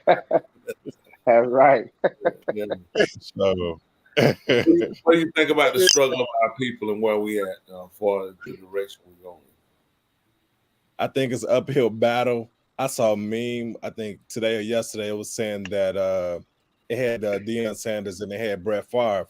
They said one contributed money to Mississippi and the other one stole money from Mississippi, but one was being held accountable and the other one wasn't. Thank you. Boom. That's wow. That's walking away from back my money. But there's other things you took at the same time. You know, you didn't give back to replace what you took from those people and the people that lost and people that suffered, or even the people that committed suicide because the money wasn't there. You know, those crimes will never be publicized because then there'll be an outcry from the people on him, you know, being executed himself. And this is what we have to look at. We have to stop believing that a white man with a pen can't be just as dangerous as a white man with a hood or a white man with the same color outfit on with a silver badge on the front of it. You know, these people can really impact us on major levels to extinct us. You know, and that's scary. I don't think any one race should have that right or ability to extinguish another race. You know what I'm saying? We all people got to have the same planet. We all got to breathe the same air. We don't have to agree with everybody's ideology or sociology or what they do, but we do ought to be able to respect people enough to say, let them live. You know, let's respect each other enough to say, you do you, I do me, and we just don't, you know, interfere with each other. You know, and we all got to cohabitate to keep this thing together. The planet unraveling, society. Yeah, it is. Yes, it is. Yeah. We need more of us to get on code. I agree. I agree. That's all we can get, man. Spreading that positive energy to our people. Everybody learn to, you know, get greeting to each other and give each other that level of respect, you know, so we all just keep moving. Because I mean, we got all these world leaders with nuclear bombs and everybody saying, I'm gonna push. Everybody trying to create a new destroying plane, but nobody trying to create something. So we can all keep it happening in this place. Let's fix some of these wrong. All the money we spend in missiles and bombs, money we could come back and give countries and people for wrong been done, and the climate could be going, and people can at least be existing, and we have some of the world problem we got. You know, it's only getting worse. You know, how cost of living, $2,200 for a 1-bedroom, $4,500 for a 2-bedroom. I mean, $7,000 a month for. That's right. I mean, who don't see this is a push to make man kill man? We got to kill each other. Yeah, right. Who wouldn't? People got baby kids pushing us. We'll have to kill you. If we don't break away and establish our own, we'll meet each in the street, and it'll be like the Hunger Games. They pushing us there. Where the rich will sit back and entertain off of the poor. It's only two classes always been. It's the rich and the poor. If you ain't in one of them, then you're poor. You know, you can be a millionaire and be broke because you ain't one of them. And these people are breaking everybody to put everybody down into slavery again. And our people got to come into looking at some point saying we got to start hating each other, killing each other enough to sit down. And people in general and fix it. I mean, tomorrow morning we wake up, we might very well. I mean, it's so far gone. I mean, this is kind of out, but just thinking, how far are we from what's that movie they had where people just go out and you kill so many people? The Purge. Purge, yeah. I mean, listen, California is getting ready to release all of their child molesters. Yeah. These are not, they're releasing all of these people. Yeah. What are they going to do when they get out of jail? That's right. What's going to happen now with kids? That's right. We got homosexuality being taught as a norm. We tell the little boy, hey, you might want to be a little girl. And if you do, your parents don't have a right to say you can have operation paid for by the government, but the government can't pay reparations. Right. Right. They can pay it if they want to. They choosing, you know, to just delay. I agree, but it shows you it's a slap in the face. It's in Ukraine billions and billions and billions and billions. Wouldn't it be cheaper y'all just end the stupidity of what you and Russia doing? They got Ukraine in the middle and everybody dying, and you could take them same money and fix the wrongs y'all done right here. You know, get people out of poverty. I ain't saying make everybody rich, but do I need another man to live outside and for kids to be hungry, for me to feel better about myself? To say, hey, I dropped by and gave them a can of beans. Couldn't my brother, my sister, whatever color race, be on a level where at least you have somewhere to stay and you can sustain yourself and you have an opportunity to create if that's in your ability? Versus, I need to see you on the street. I need to see you broke down. I need to see you at the bus stop. It don't hurt me if you're in a car, if I'm in a car. I want you to get to where you're going. I want to get to where I'm going. But the world has pushed us to where we just really just hate each other so bad. And we all killing, we all destroying each other because we don't talk. That's right. That's what this show is about. We talking about things that the people we talk to, do we take these conversations to them? Because that's the only way the word gonna get out. We gotta put it out to people we talk to. Say, what's your view? How do you see us? What do you see us in there as you know as this keep going? I see us as distinct. Right. That's right. It ain't because we don't have a model. You see black men being extinct, or what do you mean? People in general, because they got a divide here. We have a divide with the quote unquote black man against the black woman. That's a divide for the black woman against the black man, and the kids are against all of both of us. What you gonna say, Boston? I don't know if it's the CBD or is it just my thoughts. But Might be both. let's just think about this for a second. What is the real purpose of going to an HBCU? Who benefits?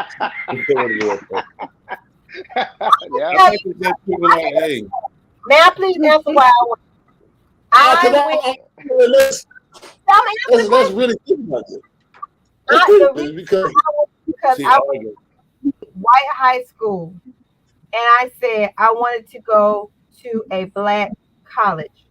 I wanted to be in a black band, and I did exactly what I wanted to do.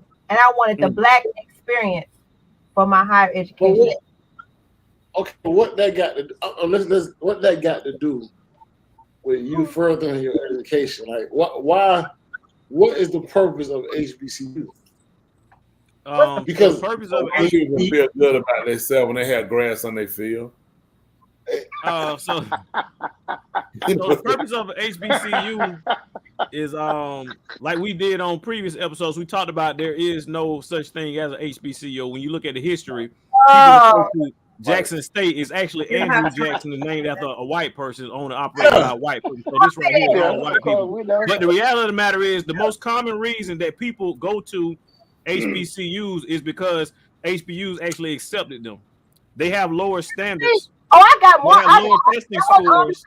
Accepted me. Where you can score lower and get into it. Oh no, I got accepted at Berkeley in California. No, that is not the only school. Listen, I didn't make anything personal about you, Tuli. I'm just saying in general. Hold on. Let's do this. Tuli, do this. Hold on. Let's do this. Let's do this right quick. Let's end it right now. Tuli, I want you to throw out a Negro big word against one of his white. That's how we're gonna do it. We're gonna go word for word. Let's do this. Let's do this. Now who's gonna go for? I want you to use one of the words. So you give a nigga big word. Oh, you got one in. Come on. Okay, let me get my dictionary first. I went to HBCU, so I gotta get my dictionary. Right. Give him a word, and we're gonna see what he got to match that word. Y'all give him a word. I gotta make sure these words in his dictionary. Yeah. What you said? Ganache. Oh, that tight. I know that's serious. Cause Ganache. You said Ganache? I said Ganache. Ganache. What you got for that? That's 2 syllables. Here we go. That ain't but 2 syllables. I got more than 2 syllables. That's the best you can do. That's the best you can do is 2 syllables. I'm just saying. Let's see where you at. What you got to go against Ganache? Cause that thing, that's serious. Ganache is like, Ganache. But go ahead. Let me use it in a sentence. The children, people who hate on Jackson State are vituperative. Vituperative. Wow. Okay. That's in the Oh my! I know that word don't exist. Yeah, he don't borrow it from somewhere. Hey, Boston, Minister Boston, I did get back to at Love Doctor. I did get back to my HBCU. I did. Congratulations. You know what I did? No, you know what I did? I paid back my student loan. There you go. That's the government. That's the government. That is the government. Hey, that's the government, man. That's the government. Yeah, when you enrolled in that first week, after that first week, if you ain't dropped that class, the school was paid that first week you was enrolled in that class. Hey, I got it from the school, so I gave it to the school, gave it to the government. So, yeah, because if they don't get them student loan back, they gonna stop giving them out. So he done paying yours. They was able to get some other indigent black kid and say, "Hey, come on in this school." You feel so bad, man. Come on. Hey, hey, Dwayne, I may have a special guest joining in, man. If they join, please let them in, because I want them to us if we got time. But the HBCU. I'm following Tuli lead. It's Tuli lead. I'm following Tuli lead. What you got? You got somebody gonna join us? Yeah, on here. Yeah. At least Neil made his bed up. I'm glad Neil did make up his bed. Oh, doctor.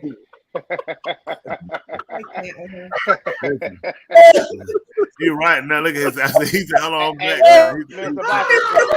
He's back. Listen. Oh, this. Neil said, "Love Doctor tripping at it. He's tripping at it. I know. Poor people career. I know. Love Doctor tripping, man. We know. Yeah, we appreciate you. We appreciate you for joining in, Neil. We ask that you join us again next week, Thursday, every Thursday at 8:30 Eastern. Yeah. Definitely want you to call in and join us. Thanks for joining us, Neil. Well, All right. Have a good one. You still got somebody for it. You definitely. Hey, join us again, man. Enjoy yourself. Yes. Thank you. Stay there, stay safe. Definitely. Much of heart, much love to you. See you next. You got somebody still joining us before we go on? Hey, sure. I don't know if they came on yet. Okay. That's Antonio Brown.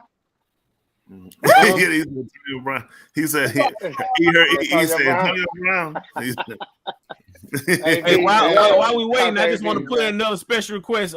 Tuli Barra Products off the chain. Y'all go to barraproducts.com. She got some really, really great stuff, great products. She cooks really well, and I want to put in a custom request for some Italian dressing. Italian. There you go. See, cut him down on that Italian. Give him your black word. Correct it with a black word. He says Italian. Oh, snap! Oh, look on the shower. What up, April? Hey, April, how we doing? April, what's up, girl? Hey, my loves, how are you?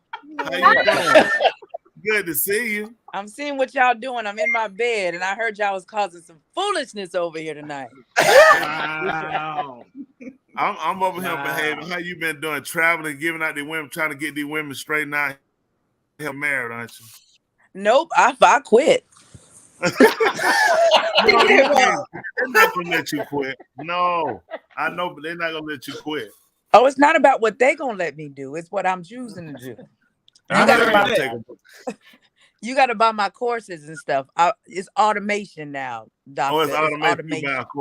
So how long is the course now in order for if a woman want to know how to get herself married and herself, she just got herself all in disarray. The last one was just so terrible.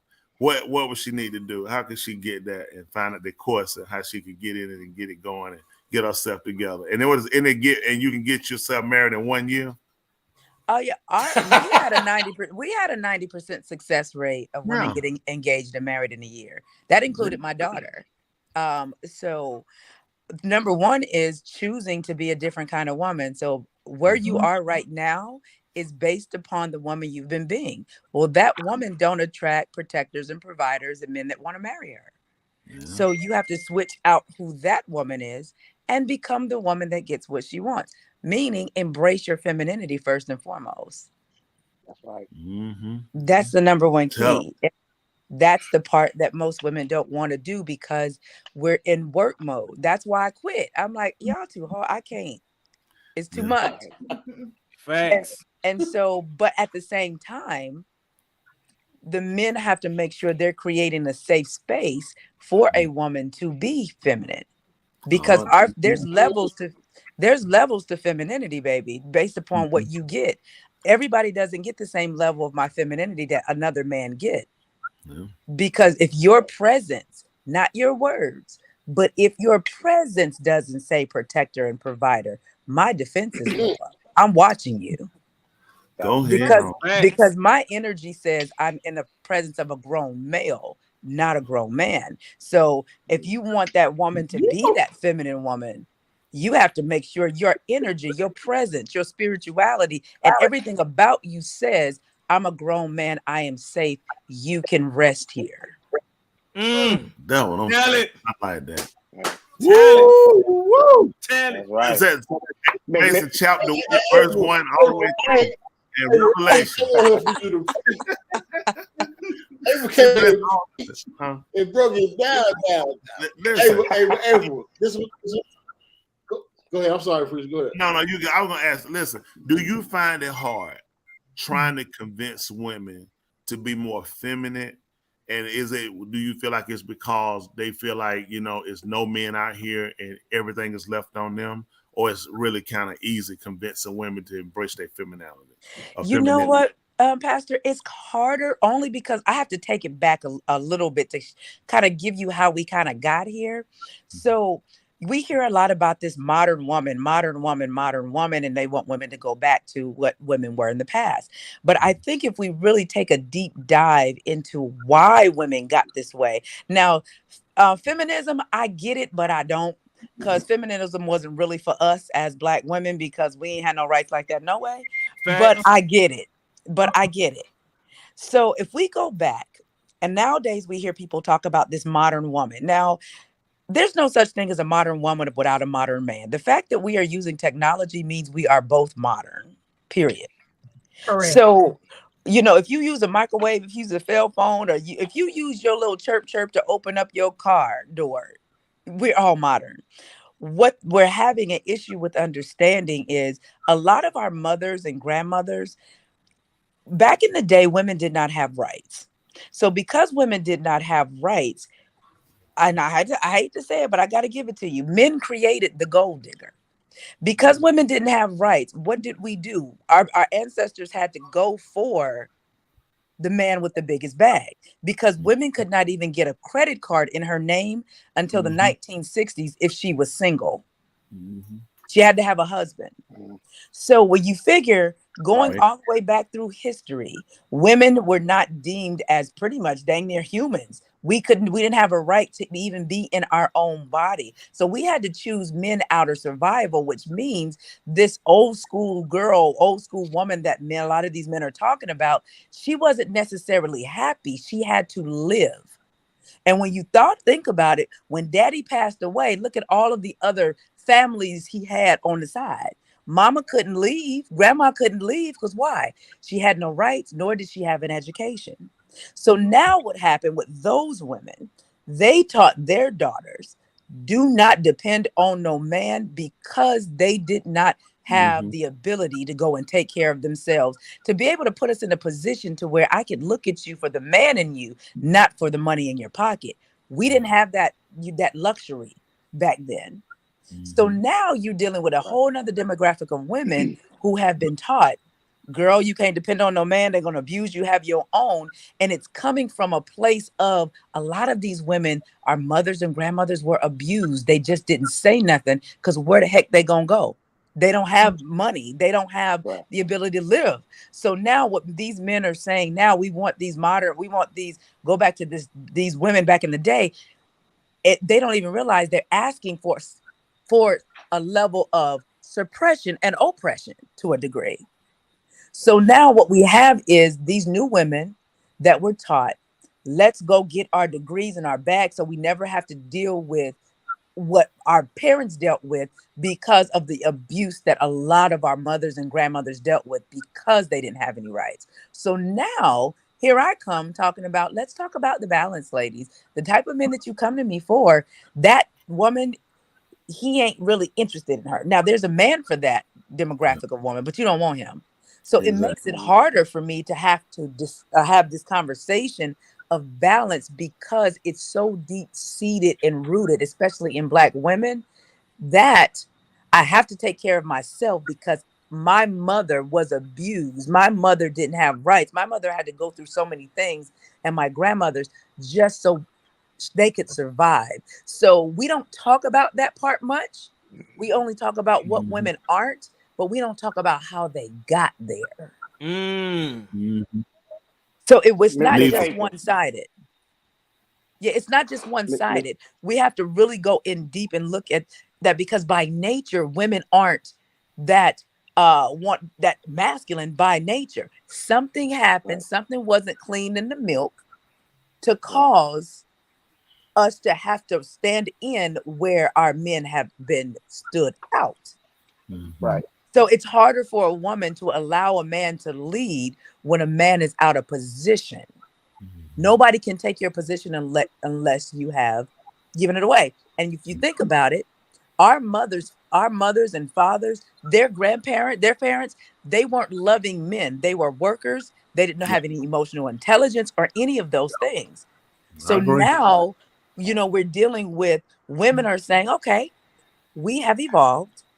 We can take care of ourselves. We want more from you. Whereas men are saying, well, all I am is, what did Chris Rock say? A man is not, the only thing that's valued is a woman, kids, a woman, and a dog and a pet. But what he doesn't understand is, because of how men were wired, that we weren't taught to love you all. We were taught to respect you. Now that men are evolving, they want love. But you got to remember, how did we get here in the first place? Exactly. Men weren't taught. We weren't taught to love you. Women are taught that men are protectors and providers, that you don't have no feelings. And guess what? Y'all's fathers taught you that. They didn't show you any love. So now here you come now. Y'all women only want us for the bag. Heck yeah, because we didn't have any rights. So we had to look at you for the bag. And number two, you never told us you wanted love. You told us you wanted respect. So both sides are having a hard time switching out to see that women are evolving and want more from an emotional standpoint, and men are evolving to where they want more from a love standpoint. And to me, that's where we get it twisted. So it makes it hard, if that makes sense. Make a lot of sense. So let me say, before we go, can you tell them your Instagram or email where they can follow you, get your information? Look into what you're saying. What you said was beautiful, and we need to be said that way instead of it's a defense of trashing a man or the man trashing a woman, because we both damn it. Everything you said, I said it was like hearing out my own mouth. You're exactly right, and we don't even recognize the hurt. We got two hurt people that's getting into relationships, and they don't realize how did they get here. And now you're just getting to where couples are moving from, becoming more business, and now they become more business focused. Now there's less time you got with one another. At one time, it was time just being together was precious, but now we got to go to create to try to have. And we so wounded to where, like you said, the love part hadn't come in. Us knowing how to love the woman, we learn how to love ourselves, learning that we never the hurt or destroy of our homes. We're the keeper, protector of it, the funder of it. And what you said is 1,000%. A woman should feel safe to know that at all costs you will make sure that it gets done. So, and you know what, Pastor, piggyback on what you just said, I talked about that on TikTok today, where you said about the business part.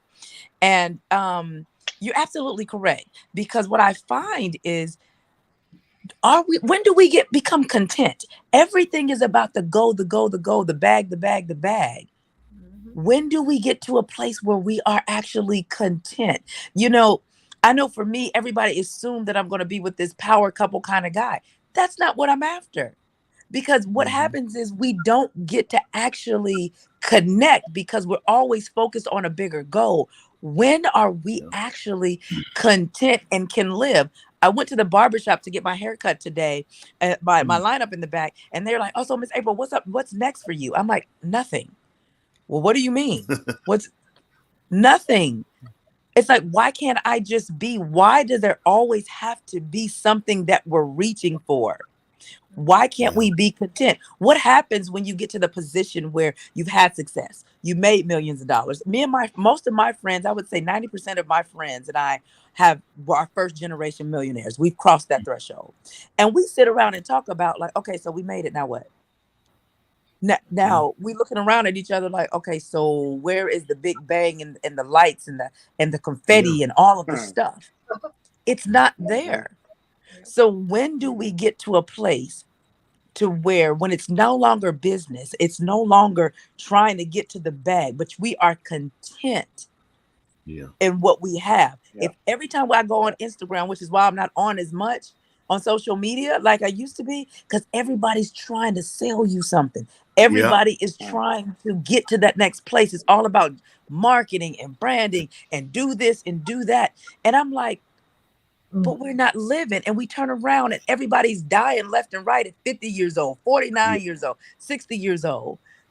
When do we become content? So we can't love each other if we're not content with, I'm happy with the house that I live in.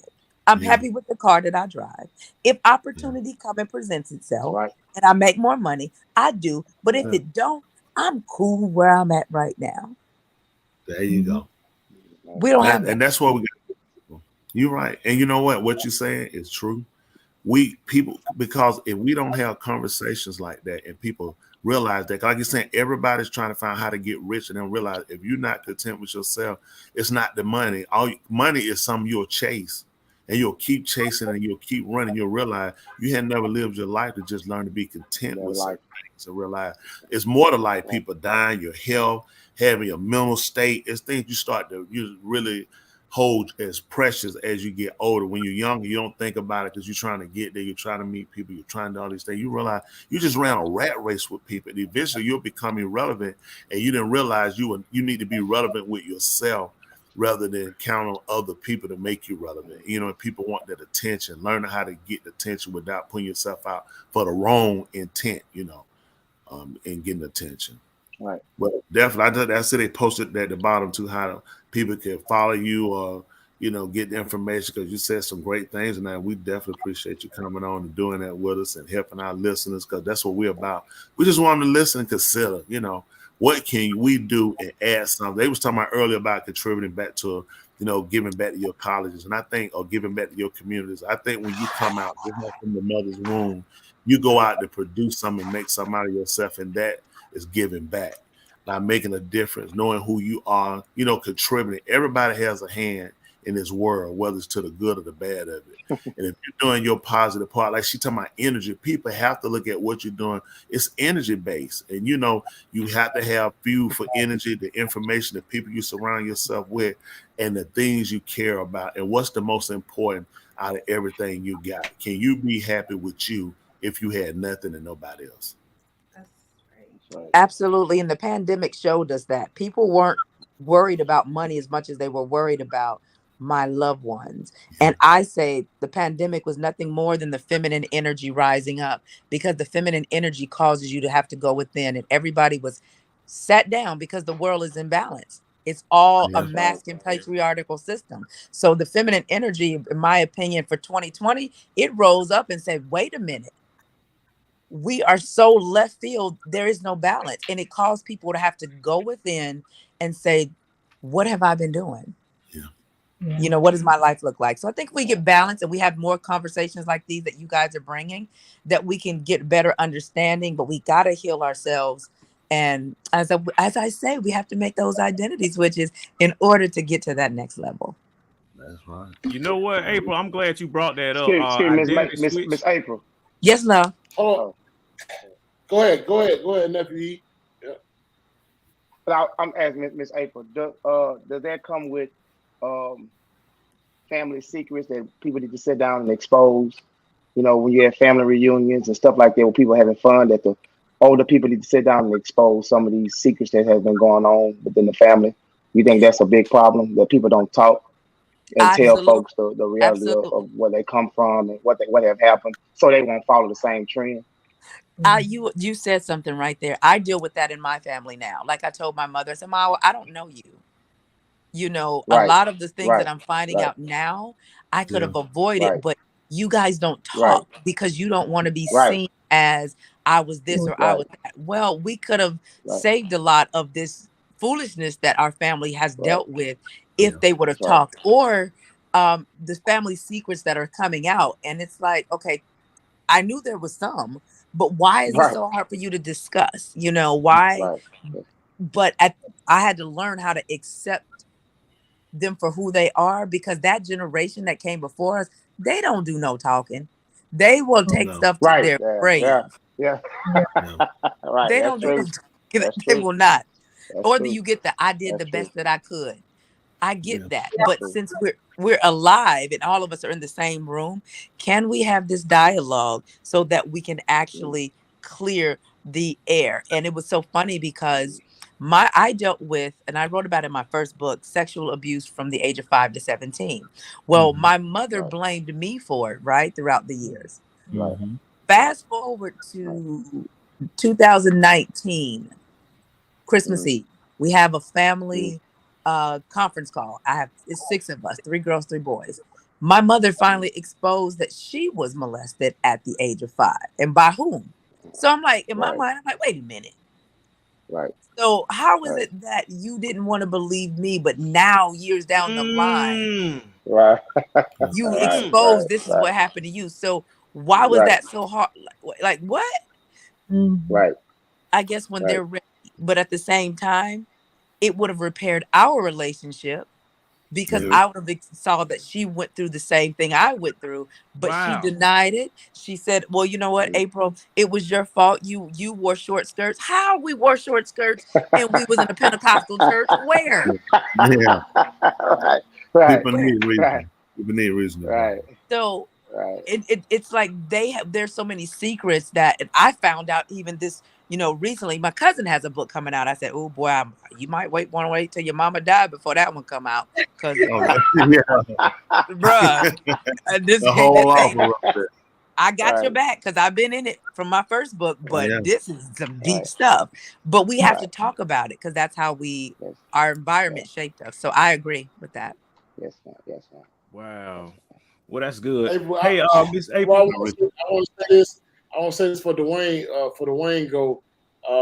April. I don't know if it's the hemp, the CBD, but for you, I was getting ready to ask you, Bishop. The knowledge. Yeah, you said the knowledge, amen, that you have came on here and you did. I wasn't expecting you to do all this. I'm going to give you a free security credit or pass or for any future events of event that you did as such. So thank you, April, for this and that. Well, thank you, and I'm gonna take that. And let me borrow half of it. He can give me half security. Hey, now, we need based on that, April, you just had an event, and give me the amount of single women that you think that's at your event in the room. So we had over 200 women at the event. And they flew in from all across the country just to go to my brunch. I was so happy for that. And I would say out of those 200 plus women, probably 98% of them were single. Single. And looking for husbands. They want husbands. But the wonderful thing about it though, Alex, look at the room that they were in. They are being taught properly the balance of the two. And so and it was a different vibe. We don't have the boss chick bad B energy. It was a completely different vibe, in there. Alex was like, this is cool. Like, wasn't no attitudes, wasn't no cattiness, it was just peace. Wow. That's what we need. We talk why we can't get a group of men in there? What was the problem with getting a group of men? Oh, I told you, the men aren't going to come to an event with a bunch of single women unless it's something dealing with business or game night. Because if you put men in a room with a bunch of single women, they're going, in my opinion, they're going to feel as though they are, targeted. So if we did game night or if we did something business wise, or it could even be kind of a fun battle of the sexes, but I have all the men on my team and Alex, you have all the women on your team, do something opposite, but it can't be like a hookup type of deal. It's not going to work. Been there, done that. You will have 50,000 women and 3 men. It's unfortunate. They just lost it. I mean, and then it's the mistake of the older gentlemen today, because they weren't taught certain things and certain things they don't know. So it's more convenient now what people do. I found out some years ago about you can go to these clubs. I guess you pay membership, you just have sex, and you don't have to have anything else. They said by the time you pay for dinner and everything else, it's the same clubs where you just go and have sex and no commitment or nothing. You keep going and you can go opposite or same. It's like the world is a whole nother place and just show you where people want affection, but because there had been a standard or rule in play to show them this is the way a man carries himself. This is the thing. This is how a woman carries herself. These are things you do as a man. These are things you do as a young lady. Just different things you just kind of teach them to kind of form that way for them as they're going. But now it's like anything going, everything goes, and everybody's anything. And I'm not a he or she. I'm a they, them, or it, or don't call me nothing. It's scary. I agree. You don't. There is no standard anymore. That's so true. That's so true. You know what, Miss April, while I have you on the line real quick, I know you wrote a book recently. I think it was released earlier this year called Identity Switch. And Yeah. since you are a well-established author, because that's not your only book, that's saying you got a lot of books on Amazon. I'm a newfound author. I just wrote a book called Womb Management. Oh my! Do you want to be married? And Please, if you don't read the 3 little pigs before you read his book, and my do you remember the cat in the hat? Hey, do you remember the cat in the hat? Not the cat in the hat. All he Hey. did was change the front of the book Hey. page. That's it. It's the same. Hey, it's good quality stuff to talk about. Do you want to be married? And I feel like women nowadays, they don't really, think about marriage, or they go through all these different stages, and when they get in their 30s, now they all of a sudden like, oh, I want to be married all of a sudden. But my question for you is, since I'm a newfound author, what would you recommend on how to actually, go and advertise as a newfound author? What's some recommendations that you have? Have you built your audience? All I did, I just finished the book. I just released the book today on December 1st. I just finished the book, and it's on Amazon and Barnes & Noble. That's all I've done so far. And I got my website, and that's it. Well, first of all, let me say congratulations to you, because becoming an author is not something that it's a challenge, so congratulations and welcome to the author world. But what I did when I came out with my first book back in 2000, my official book in 2010, I built my audience. So the wealth is in the people, right? So you have to get people finding your tribe. I tell people all the time, I'm not for everybody. I have a specific niche demographic of women that I speak to. And so you have to find your tribe, the women or the men, whoever you're trying to reach with this book, who wants that via social media, using your hashtag. Video is where it's at. Doing those things, paying for advertisement is very important as well too, if you didn't build your audience prior. For me, the reason I believe my books were so successful from the beginning is I built an audience before I wrote the book.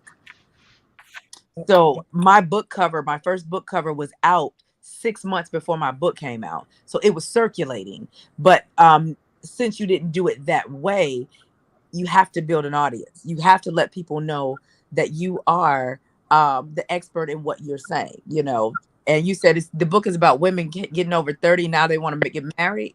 Oh my God. Womb Management. Do you want to be married is the name of it. The cat That's in a the picture of hat. it right there. Hey, Womb Management.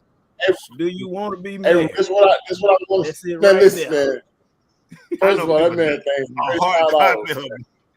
That man, you asking for way too much money. You need to pay the people for looking at the pamphlet.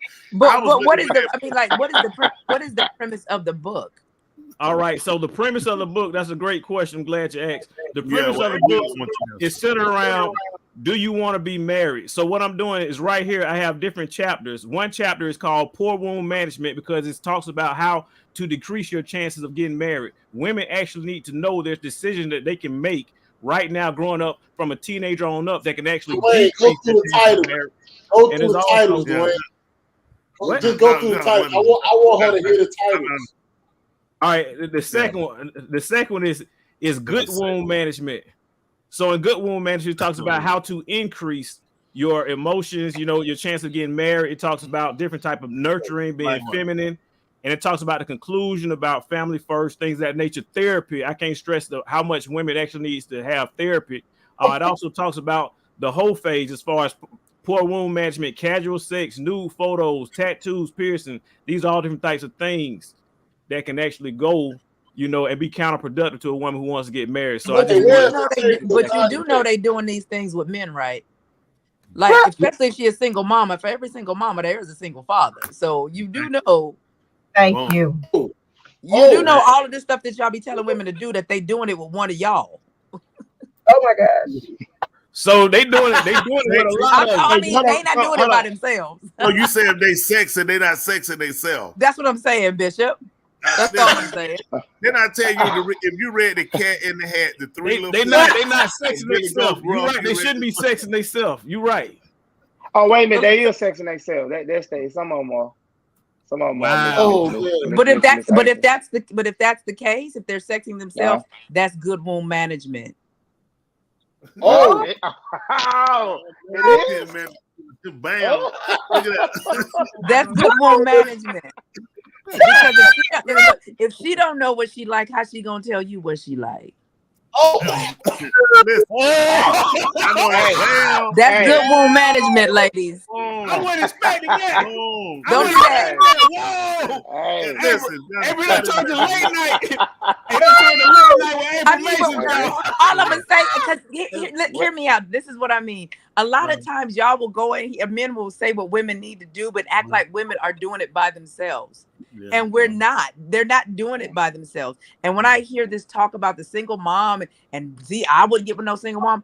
If there's a 90% single mom rate, there's a 90% single father rate, because they didn't do it by themselves. But we don't talk about it from that standpoint. We don't also talk about the women that may not have had fathers in their life. Where's their daddies at that could not train them on how to have womb management?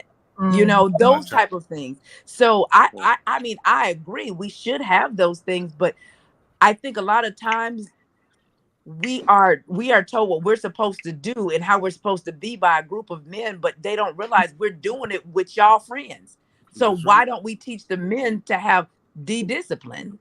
Say it again. What you call it, April? I'm saying it the clean way, discipline. Oh, y'all know what that means. Hey, listen. Write another book, huh? If our people don't get honest, straight talk, we won't get to where we gotta go. And to reach our people is to be as plain sometimes with them in a way to where people really grasp what we're saying and try to get them to get back to healing themselves. Just like you're saying, people are going out, women are going after men, and men are going after women, and they really don't know what they want. And a lot of times they get stuck in dead end relationships, and you just function, and you right back to where our fathers and all were. Well, like I said, you got married because you had a big field, and you needed a bunch of kids to help, the field, and you get more land. If you got more kids, you can pick more cotton and get more money. And we lost that structure of what we had in the nurturing part. A man doesn't even know how to nurture a boy. You take a boy, you punch him in his chest. You tell him, get up, little nigga. And you tell him, little nigga, and you throw him in the car and turn his hat crooked and put some jewelry on him, and you throw him on a football field. Somebody else tell him quit crying. You ain't no punk. And then some woman get him, and he this damaged man who beats her up, who doesn't know how to be a father. He just know how to throw him off into the same bad cycle. And if we don't have these conversations and deal with these, or just like you said, family issue, family hurts, it evolved from our natural family. All of us have them. The molesting that's happened and people cover up. We sit right in the faces of people, and everybody in the family knows, and everybody says nothing because we all family. Let's just get along. And this is where our society is at. And these things that really hurt us and are impacting us and is damaging us. It is every race. Every race is following the same model. Just let it roll off your back. You can't let everything roll off your back. Some of the stuff you got to stop it. You got to fix it because we keep compiling more injuries and hurt, and it just makes us it makes us worse and more damage to be to somebody else. You're right. And what I found also, Pastor, is doing this work, men are way more sensitive than women. Yeah. And the more I start digging it, I'm like, bro, why you you sensitive, babe. Come lay your head on my chest. Come on over here. You sensitive. And so we don't, but what you got to remember, women aren't taught that. We're not taught from little girls that you guys are sensitive. We're taught you want to play with trucks. We taught that you just want to have sex, and we taught to respect you, and you're about money, and you're supposed to protect us. We're not taught that you have feelings, period.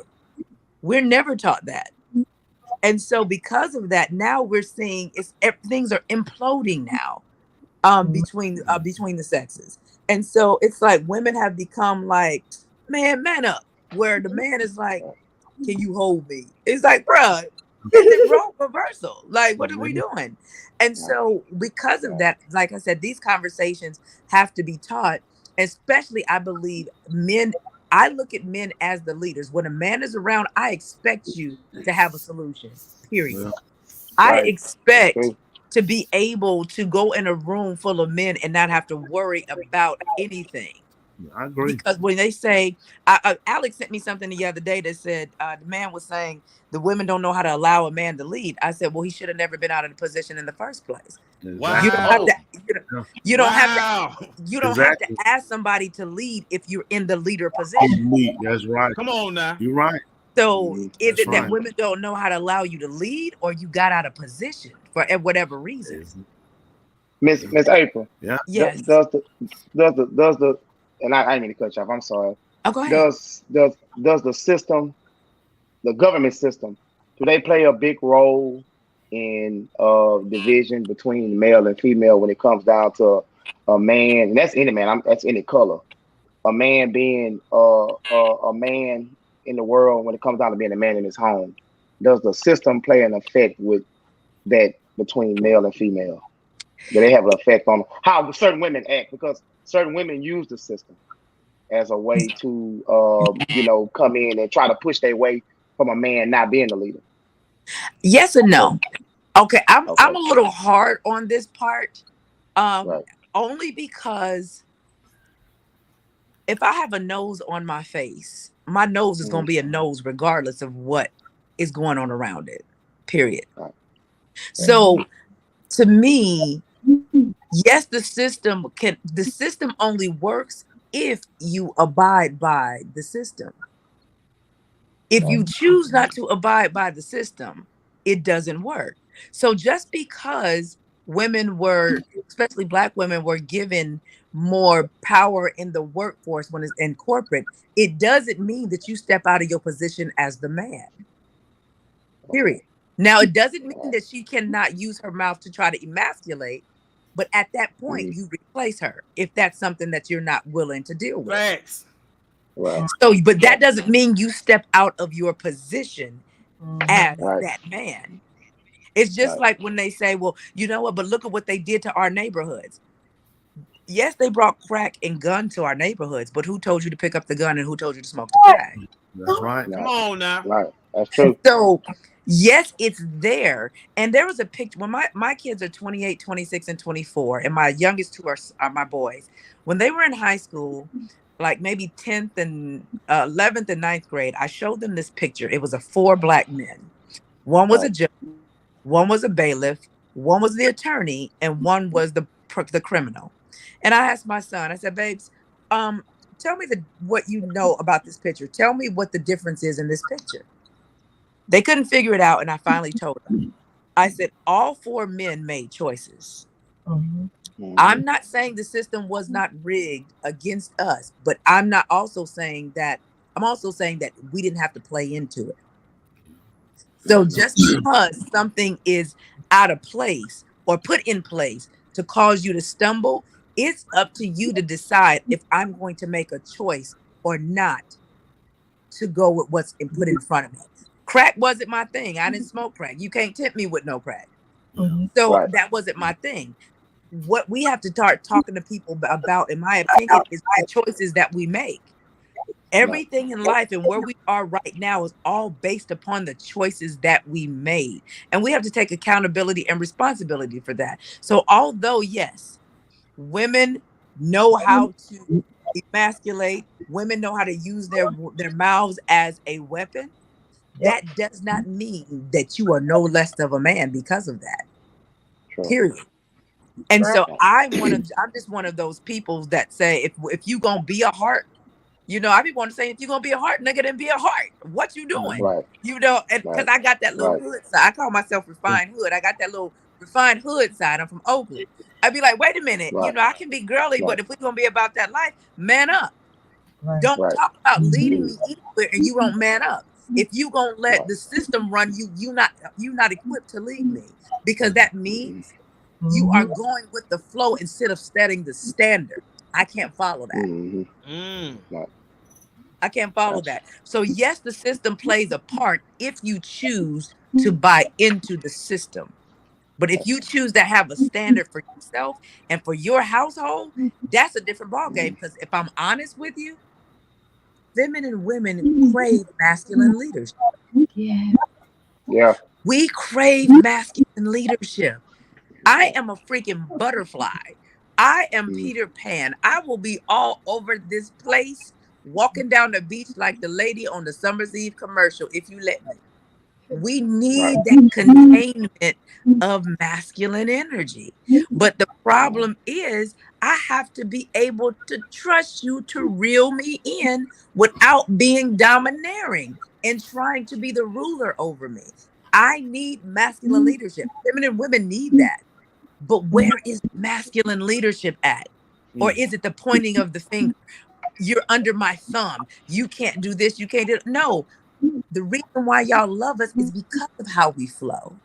Because we are liquid, we can all be all in our emotions, and we can touch places in you that you can't. We want to be that, but we do need that masculine containment. Most people won't admit that. We do like that. That's why I can walk in the room full of masculine men and be as floaty as I want to be and be as free, because I know they got me. But if I feel like they feel like I'm doing too much, I get okay, let me go sit down. Okay, my bad. I get that. I understand that. Because we crave that from you. Mm-hmm. But where is it at? Alpha men don't say they have to be alpha men. Don't say they have to be alpha men. They just be it. There it is. Bam. Right. I tell you what, that's all right. Hey, but I like what you're saying. I like this the class that you're having, or the events you're having with the women, the wife school, teach them how to be better first and all that. I don't do that. I retired. Baby, that work became too heavy. I have my own organization, but you got to be a particular mindset of woman to even be a part of All Things Feminine, because we will put you out. You come in there. That's what I'm talking about. Get them right. Is that a link? Get them right. That's what I'm talking about. Yes, sir. Is that a link to Feminine? that That's what it's called. You can download the app All Things Feminine Social Club or All Things Feminine in your Google Play and Apple Store. We have about 2,000 women there, and every Sunday I teach a feminine lady lesson. We do not talk relationships. We do not talk men, because in today's culture, femininity is connected to a man, and femininity has nothing to do with a man. A man gets the gift of a woman's femininity. He is not. That's right. I like it. Is this the right website, April? All Things Feminine Web Store. Is this right? Yeah, that's on the Google Play Store. Yes. That's it right there. That's where I teach that every Sunday. And our ladies, as Alice can attest, our ladies are different. It's not, you don't feel that tension. Now, like I said, we can be about that life if we need to, or we feel like we got to protect ourselves. That's why my brand of femininity is Refined Hood, because Oakland will come out when she needs to. However, All Things Feminine this Sunday. You say it's Sundays, and where about on Sundays is that? Inside of the app. So inside of the app, it looks like Instagram, but it's our own hub. You know, like I said, they can't talk about any of that. So every Sunday, I do myself or one of our ladies, our leaders there, we do a feminine lady lesson on just teaching you how to be feminine. We have over 80 lessons in there already. And they can watch them. We teach from to like 20 ways to live a softer life and connect it to femininity, because soft life and femininity are two different things. You can live a soft life, but you don't have to be feminine to do that. We teach them how to combine the two. We teach them that a woman who wants for nothing gets everything, and what that actually means. So we really go in and cause them to do the work, but we don't allow them to talk about men or relationships at all. Yeah, I like it. Let me say that when you were showing that passing this app out. Y'all ladies right now watching, y'all need to go and download that app. Google Play Store, All Things Feminine right now. Go download it right now. Be there on Sunday. Y'all need to teach them how to. Hey, hold on. Teach them how to cook too. Do we teach them how to? Do we teach them how to cook? No, we don't. We don't teach them how to cook. But this is what I will say, this fellas. This is what we need from you, because this is what I'm seeing as well, and I experienced this myself. What, buy the groceries? No, y'all gonna buy the groceries, and you gonna feed us too. Don't play. But this is what I find. This is what I need this is what I need from the fellas. What I found is the more a woman, especially a Black woman, gets into her femininity, it can be a downfall when she's ready to be in a relationship, because so many of our men don't know how to receive a feminine woman because they're so used to the strong, independent boss chick. So now when you run across one of my ladies or even myself, and it's like you're trying to date us, it's like, wait, hold on. You don't even know how to receive us because we don't approach you in the same manner. So we don't want to be training and building up all of these women to operate in their feminine, and they have no masculine men that can receive them to choose from, because these men have not done their work to be able to receive nice, to be able to receive somebody caring for them and nurturing them and taking care of them, to be able to receive wise counsel. We need the men to be trained as well too, because my ladies are starting to go outside of the Black community, because I hate to say it, a lot of Black men do not know how to receive that kind of woman because their mama was strong, because their grandmamas were strong, and I want my woman to be strong. Well, if you want your woman to be strong, my love, I am not for you, because when men are around, my wrists are broke. I'm resilient, but I am not strong. You're supposed to be strong for me. I can't be your soft space, your sex kitten, your vixen, and all that, and I got to be out here being strong. I'm not fighting the world. That's what you do. And you come home to this safe space, and I recharge you. But I'm not going to be the one out here on the front lines unless you are subdued. Once the men are subdued and captured, then I come out and stand on the front lines. Until then, I will be making you a sandwich and patching up your wounds. Yeah. I like everything you said. Listen, I'm all for it. Yeah, we need Keep it up. We need to get you out here. We need to get you out here. Right now. We need to get you on tour. Look at here. I like what you're doing. I support you. All things feminine. Man, y'all running my tab book. Y'all running my tab book. Now we going on two shirts. I appreciate it. You know, we appreciate you coming on here and sharing what you got. You too, and tell your wife, Pastor, I appreciate my products that I just ordered from her. Yes, ma'am. You know, who told you about it? April, who told you about the product? Oh my gosh, why? April, who told you about it? April? Pastor told me about the product. Honestly, that's the only, I'm not gonna lie, that's the only deodorant that I've been using since I got it. Then listen, she's modest. She does soaps, deodorants. She does a lot. I bought some soap. I bought deodorant, and I thank you for my free gift in there, my bath salts. Thank you. You are welcome. Thank you. I want to thank you so much for your support. I didn't, I can't get it. I can't be men, so I wait my turn. But I do. Thank you so much for your support. You're welcome. The official deodorant of April Mason. That's right. Yeah, and I wear it. I mean, I think all of us use it too. I know I do. I subscribe to it. I definitely subscribe to it. Absolutely. She's talented. She's definitely good what she do. I appreciate that. Appreciate you. And that's what we need to do. We need to do a tool. You know what need to be? It need to be somewhere. Our people need to get together. I know we gotta let you go. Appreciate you. And talk about stuff like things that we're talking about where because people don't talk about that. You'll hear big name people say I was molested. It's a lot of people molested, and people are afraid to say that to release that hold that keeps them back.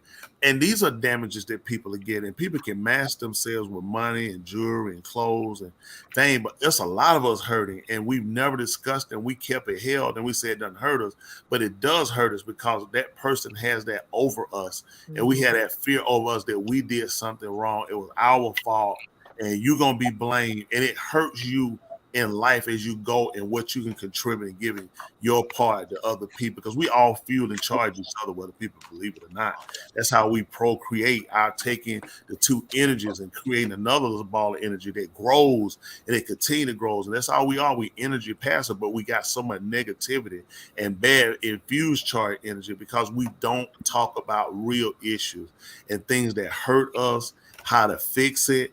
Knowing that the woman is not our fight and the man is not her fight. Our fight is we fight and struggle is within ourselves because we never get the grip with all the hurts we got, whether it was being beaten sexually, growing up not eating, living out the house, never having a solid place. It's damaging. You know what I'm saying? Not have it, a lot of things damage people, and when you get so much, it's just that one push that puts you over, and you just disconnect from everybody. So we appreciate you and the energy. Appreciate you, April. Oh, thank you so much for having me. Alex was like, Yes, April, you ma'am. got to come on and see what Pastor talk about. I said, Alex, I'm like, I'm in my bed. And I said, let me go see what Pastor them talking about tonight. That's right. That's Appreciate right. you. You know that. We appreciate you too. That's right.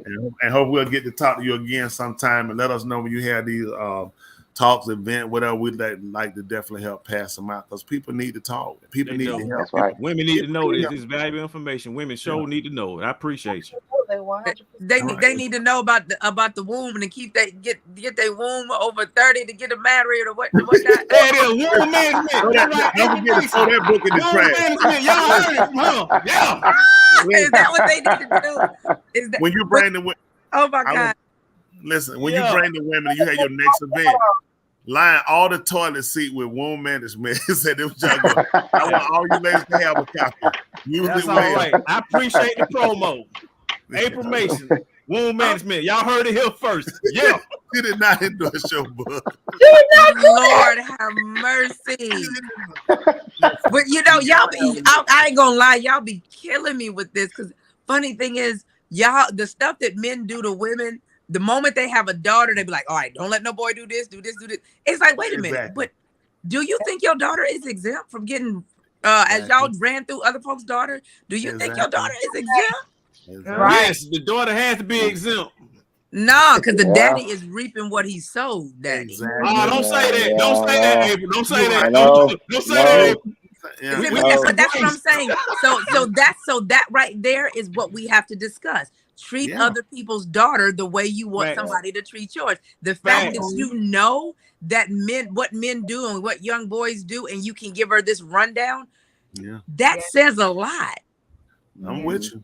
That says a whole lot. So these are the things that need to be discussed. If it's not good for my daughter because I know how I was, then why would I allow myself to do it to somebody else's and then turn around and tell her, this is how you manage your womb, when I was the one running through it? Yeah, that's right. Like, I be baffled when I hear stuff like that, especially these old goofy podcasters. I'm like, I get asked a lot to do collabs on these major podcasts. Before I say yes or no, if you notice, I don't do them. I have them take me to dinner first, especially the ones here in Atlanta, because I want to know who you are. Because it's for me, it's not about the numbers. And what I'm finding is a lot of the men, by the time they get finished talking to me, they'll say, I don't know how to be in a relationship. But they get these record numbers on their podcast. Yep. And I'm like, so you want me to come on because I'm going to boost your numbers, but you don't know what you're talking about. Exactly. And I said, so because you've learned how to make money, you're like, it's like they're pseudo men. They're not really. They're like a lot of the guys that did not get any play beforehand. Social media gave them power with the numbers because they're reaching a whole nother demographic of wounded people. Women don't know how to be quiet and overlook them, which is why Kevin Samuels was so popular because of women, because women didn't know how to say, okay, this don't apply to me, and keep it moving. Facts. And it's like, but yet these men have all of this power. But me sitting down with some of the most successful podcasters and to hear them tell me, well, Miss April, I ain't even gonna lie, I don't know how to be in a relationship. I know how to wine and dine, I know how to sex, I know how to good morning beautifuls and take them on trips, but they don't know how to be in relationships. But they're reaching millions of people that they cannot guide in a way to help them be in successful relationships. You think about it, April, it's because people don't really know. Nobody ever, to me, people don't really want to deal with the inside of who they are. And to me, that helps me to be the person I am and be comfortable. Just like you could tell in a room how you can I'm comfortable in my place and knowing things. Not saying nobody, subdue you to anything, but I know who I am and what I am. Nobody takes that away from me. And I can operate in any capacity. It's in actuality with people today, everything is masked. People on the first date is your best date. My car ain't gonna be dirty. My shoes ain't gonna be wrinkled. My shirt ain't gonna be wrinkled. All these things I'm gonna do. This won't be something I'll keep up. This will be something I'll do in order to secure you or get you, and then I'll change later. Things don't. A lot of time you'll get a lot of women.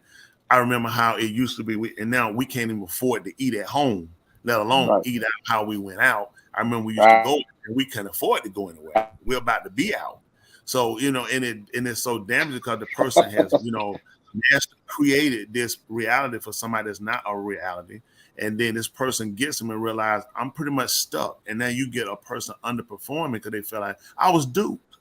Yeah, I was duped. I thought. You were hand and foot. I'll put rose petal. We say things, we recite things that's really not practical.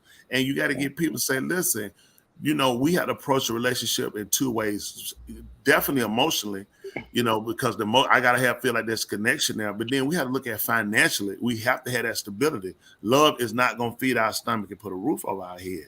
We have to be able to sit down and know we can operate for more than just holding hands. We can sit and lay here all night. Reality is we got to get up and get our behind away from here and do something, or we're going to starve to death. Mm-hmm. So where are you, as well-rounded emotionally, economically, like I said, being a protector, being a person that can think, a critical thinker.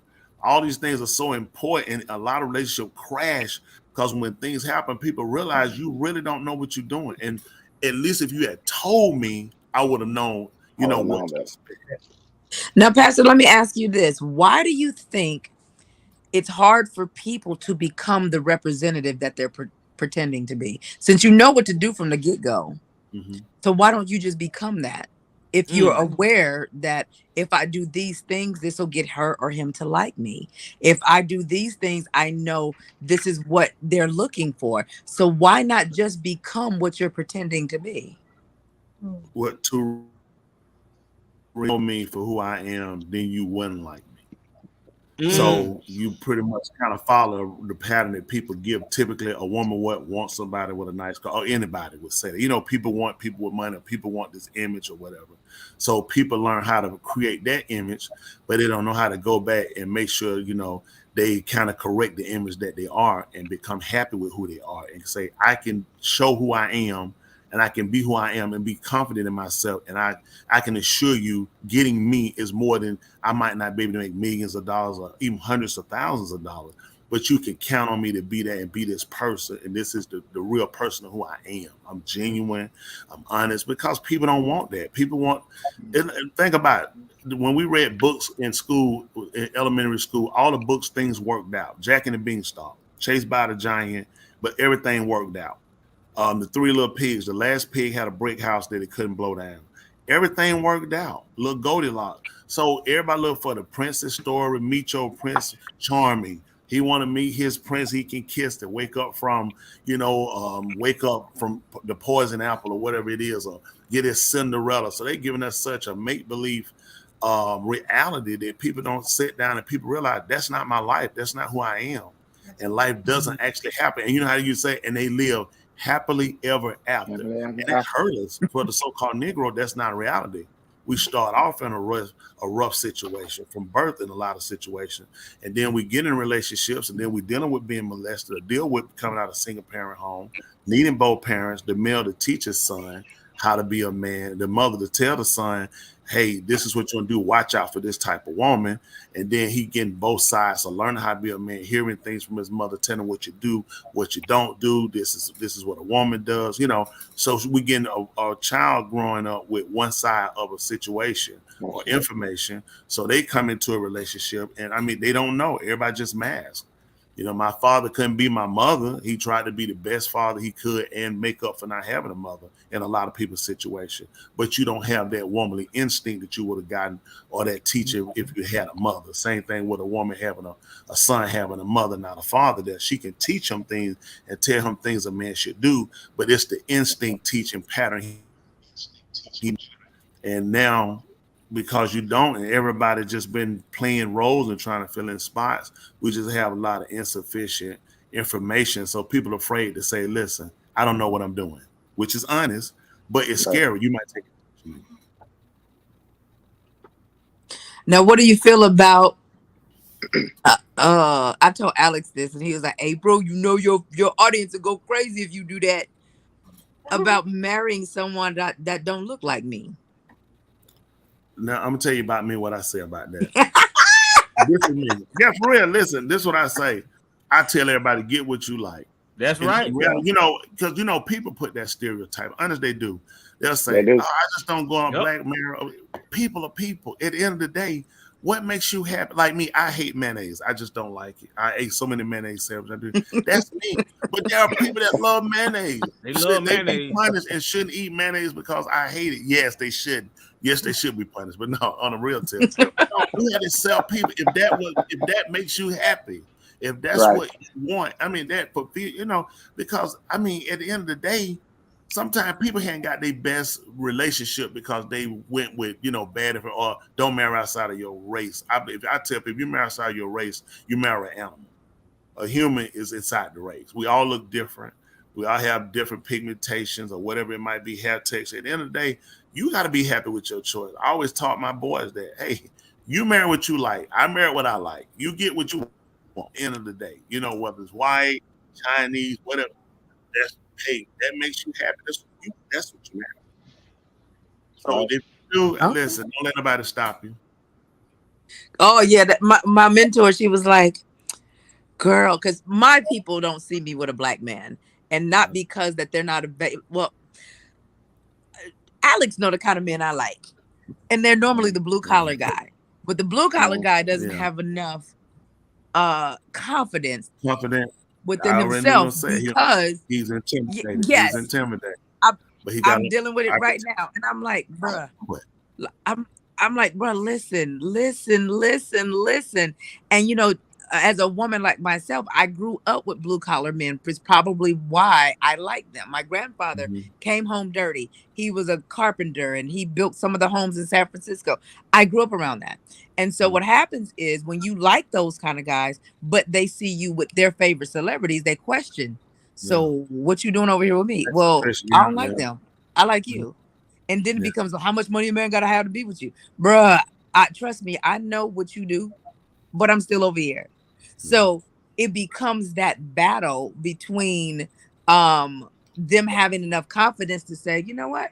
She likes me for me. She could have that over there, but she's choosing me. So don't look at what that woman has and compare it to what you're not. She already know. And if I don't know how to do nothing else, I can show a brother how to make some money. I'm not here for that.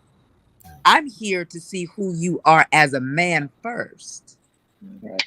But you know the what? Money's happened? Gonna come. I mean, I do regular brothers. I don't do broke brothers, but I do regular brothers. Not regular broke. That's right. I heard that. That's how I go. That's right. And you know what? And that problem becomes two things on April 2 is the fact that, for the so-called Negro man is the fact that it is intimidating because if he comes from an older teaching, is the man leads, the man carries, the man provides. And when you see a woman that can provide for herself and she sets well above, an average man, and most men, so then that's going to put him there. Then anything he does, they're going to feel like, look, oh, bro, she's just carrying you. So it has a lot of that plays with their insecurity is going to be a couple of things if they have that fear. And if they have the friend type people, that these are the people that feed them. You know what I'm saying? That'll push them in the defense of feeling like, this ain't for nigga. What you doing, nigga? Gun wearing on, nigga. You broke, nigga. That's those type of people. If you have them, will kind of put you in that situation where you would feel less than. But every man should be, confident in himself. If he's doing something positive. That's why we need conversations where our men can learn as well. How to build themselves. Not everything. That's always how to build wealth. How to build. We don't have shows. We don't have things that honestly, with no money costs, to sit down and say, let's look at being a man. I don't want to say teach you how. Let's look at being a man. That's both of us. Let's sit down, apples for apples. Let's just look at a man. What's a real standard for a man? Is this outside of a man? Hugging his son. Some guys they don't hug. Kiss. I used to hug my son. I always told my sons I loved them. I always told my dad never told me that. I always told I love them. I always let them know I love them. I want them to know it because I didn't want to hear from another man and some man molest them. I didn't want to misinterpret, another man's behavior. A man can't tell a man he loves him. It's not a homosexual gender. You know what I'm saying? And you show that in things that you do. Love is just not a word you just utter it. So having these conversations teach our people. A lot of our people are learning. For me, I learned a lot of stuff on how to do what I did, and coming from the street, from movies. You pretty much just acted out other characters. It took me years before I came in and realized that I never really formed Tony Smith. I had really just built into people I was around and stuff that I watched, and it had formed me. And I realized, did I really look at it? Is that really me? Because you do something along, that's just how I am. Is that really how you are, or you bought into what you've been around? Is that really what makes you, happy, content? You'll see people, killers and everything, they'll break down, they interview them crying, but you put the image out that you was a killer because that's what I was around. That was the conversation. They break down and realize I was hurting. I never addressed me. I never looked at me. What make me by myself might make me happy. And people need to know there's nothing wrong with that. Right. Mm-hmm.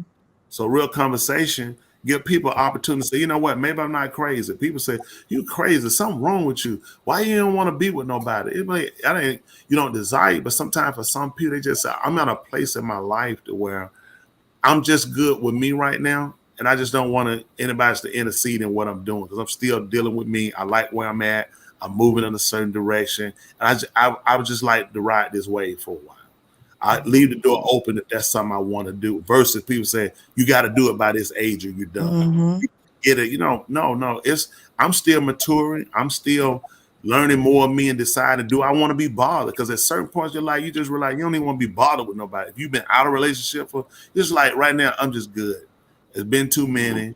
I just felt like with everybody, I just want to break. I'm just good just being me.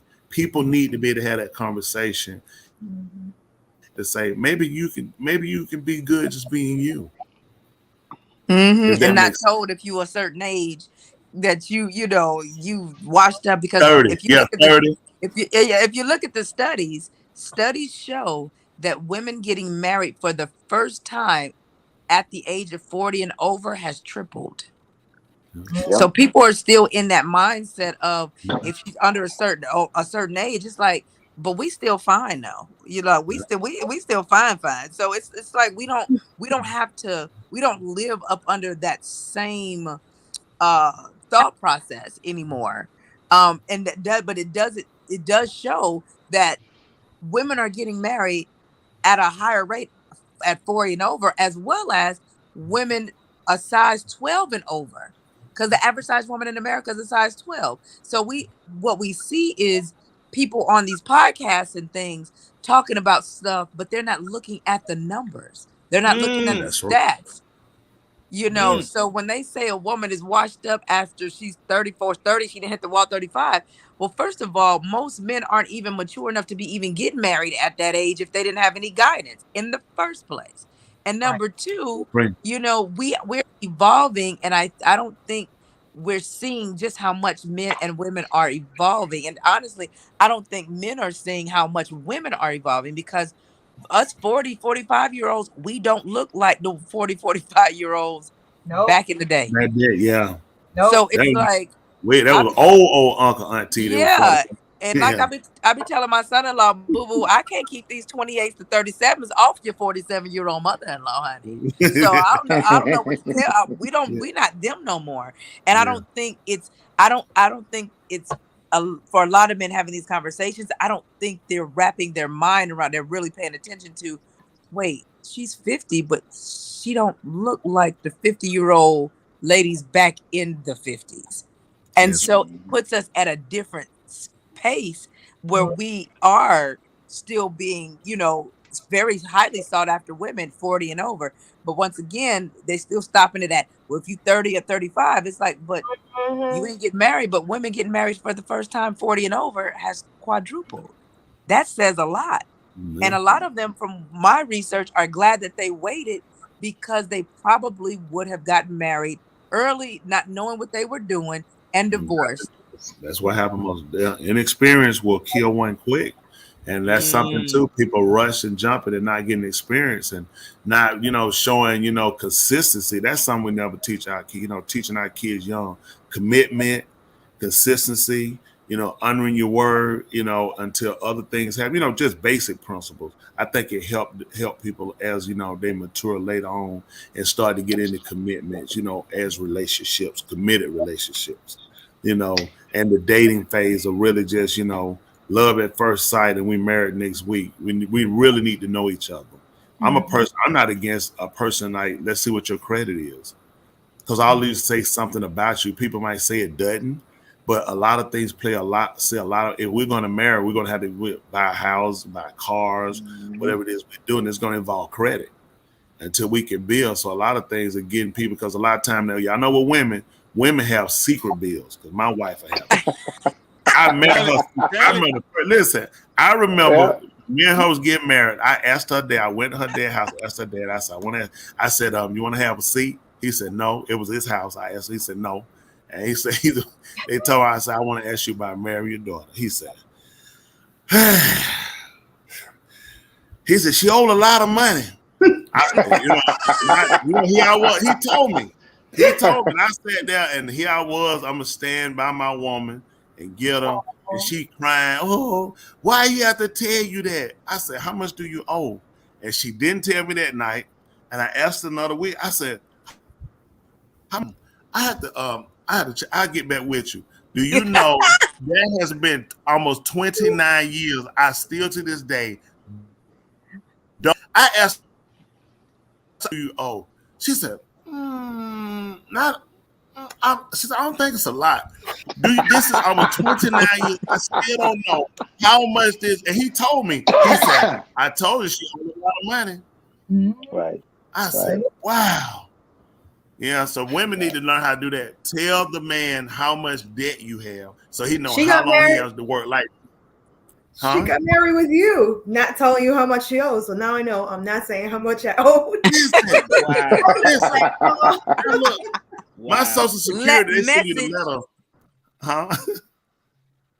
That was a message. That what you just said. That was a message. That got me. I'm looking at almost 29 years. Do y'all know I still don't know? This is the truth. I don't know how much she owed to this day. She still hadn't gave me the number. She said, it ain't that much. That's all. I be like, how much is it? I have to work till I'm 100 at least at 15 before I can pay it off. But so doesn't the Bible say you don't let your left hand know what the right hand is doing? Listen, that left hand thing. Ain't that what it says? That hand gone. That hand done cuffed me, April, because I don't know where. I'm like, how much do you owe? I be seeing these letters. She got her own pile of mail. I be looking like, who mail is that? She just put them over there and I said, man, it's a lot. And people have to be ready for that. And just realize that's a part of her, though. In all honesty, with women, she's that person. She can't answer right then. She just keep going. But that's her, and you just let her, hey, be you. And people need to be able to still be you. It's things about you bring in. And sometimes when you get married again, relationships, you lose you. Yeah. Now, a lot of people realize that later in relationship. Yeah, it's certain parts of certain things. That's been my little thing. You have some people say, I don't want you to have anything. I want everything, you and I to share everything. To me, that's scary. Right. Everybody has something. I don't care how long. It's something about you that distinguishes you. This little thing about you. It could be a candy, a drink. And that should be left to you, as long as it ain't something outside your relationship. And I think that's important. Can you be with somebody and still be you? Now, I have another question before I get out of here. What do you think about all the money going in the pot?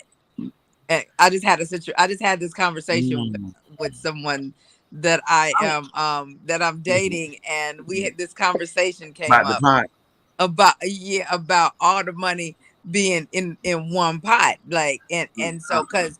This is just my belief. This is, I didn't get nervous. I'm gonna tell you about my. Yeah, you got nervous. I didn't get because this is what I didn't get nervous. My pot way bigger than yours. Yeah. This is what I believe. If I take, I'm not going to hyphenate my name. Yes. So if I marry you, and take your last name, you are responsible for me. Yes. Period. Come on now, that's right. I don't go on them hyphens either. You tell it. No hyphens. But the That's only right. way that I would do that is you are responsible for me. I'm not giving up Mason, giving up my family name and what I've built to go 50-50 with you. I didn't have to do that with my name. Yeah. So with that, when it Well- comes to the money in the pot, so the question was, his question to me was, April, what do you believe about, he said, I go in from the beginning as husband. I share whatever I have. I said, well, okay, well, that's cool. He said, well, how do you feel about that? And I'm like, I'll share. He said, I don't believe in having separate accounts. I'm like, well, I do. And I said, doesn't mean you don't have access. I said, and this is my reasoning. I feel like our money should not all be, our names and credit should not all be tied to the same assets. So if you buy the house, all of that is on your credit or whatnot. If we decide, and my credit or vice versa, or my credit, well, first of all, it's going to be him buying the house because I'm not doing that. But my credit and whatnot is used for something else because if we both, our names are on everything, it's going to make our debt to income ratio at a certain rate, and neither one of us can get anything if we need to. Yeah. So he says, I asked him about a prenup. Yes, sir. Talk. I asked him about a prenup. I said, well, my love, do you believe in prenups? He was like, I never thought about it. And I said, wait. Now, he's a carpenter. He's a contractor. He built homes. He's not Hollywood. He builds homes and he does well for himself in that field. And I said, well, honey, all of the stuff that you showed me, I said, you want all the money in one pot because he believes in, we just ain't getting divorced. I said, but you have been divorced, so it does happen. Yeah. And I said, so he wants all the money in the pot. Okay, cool. What about a prenup? I said, because anybody that marries me has to sign a prenup. And he didn't agree. I said, so let me flip it to you like this.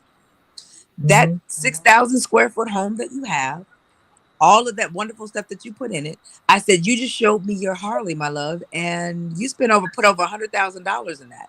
If you don't believe in a prenup, let's say 10 years down the line comes and we go our separate ways, you do know I can petition the court to have you sell everything that you had prior to me and I take half. You do know that, right? Yeah. And so his response was, he got his eyes got big, but then he said, I still think that's your way of trying to protect your stuff, which I am. Anything that I had prior to you is mine. Doesn't mean that I'm not going to utilize it with you, but that's what you earned before. Yeah, and what we built together is ours. So what do you feel about just when you getting into a marriage and you just all throw all your money into one pot? I'll say this: if we started out both broke, then let's start out by putting things into a pot. If we and I say this, and it'll be based upon the person. Like me, I have separate accounts. I have several accounts. She's on several of them, and I can't keep her hands off of some of them. And when you start accumulating things and you get married, for safety reasons, you do have to say, and it's understandable that you say, whatever I had before, I just want to make sure if we're gonna break up, then it'll never be enforced anyway. Right.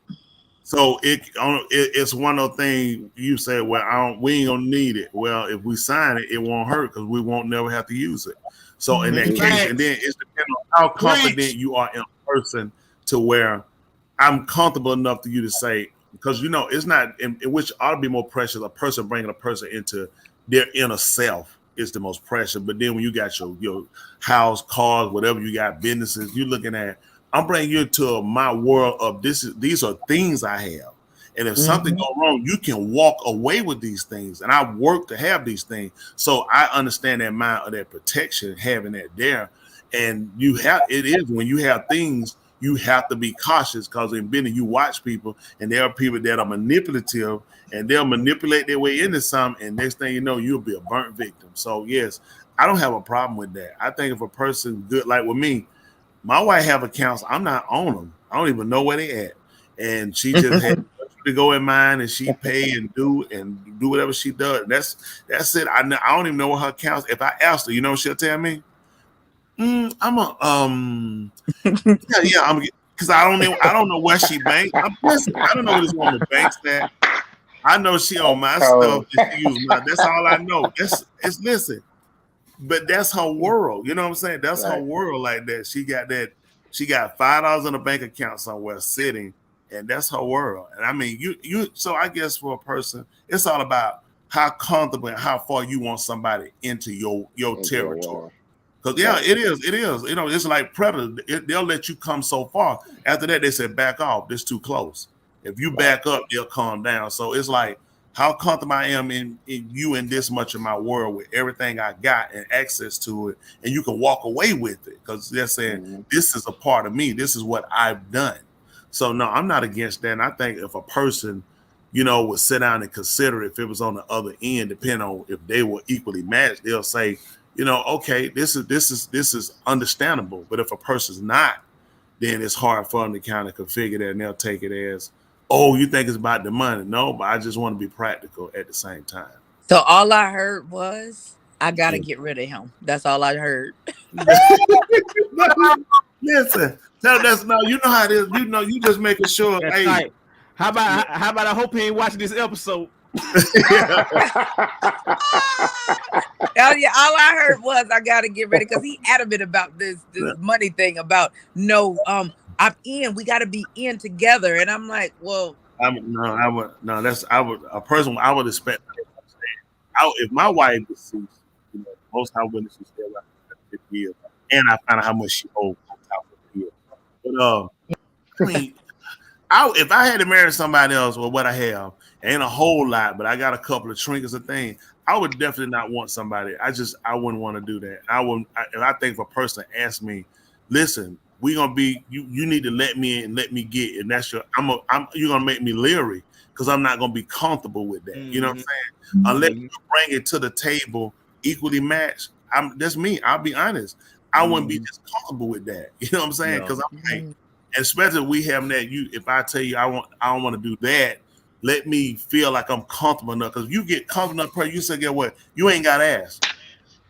If we can do what we got to do, it shouldn't be a problem. Because then you look at this. If we married, why would you not be accessing the things I got? Why wouldn't you? So why I got to throw in the pot? If it's something we need, I'm there. It's going to be done. You know what I'm saying? And as I feel this relationship grows and I feel more comfortable, I'll be ready to release more. But I would want somebody to be understanding of that. I would hope my wife, if she got remarried, I told her, make that nigga, he buy her somewhere else. This is my children's. He can't get her no car and he can't buy her nowhere to stay. I'm just saying, I don't know what you need with him. Right. But I told my wife she free to marry. I never tear her down. After I die, immediately 255 years after that, I expect her to be married. Let your behind be y'all hear me? Yes, I'm any man out there holding the woman down. Talking about, that's right. You can't marry. No, you wrong. I told my wife, you do it. That's immediately.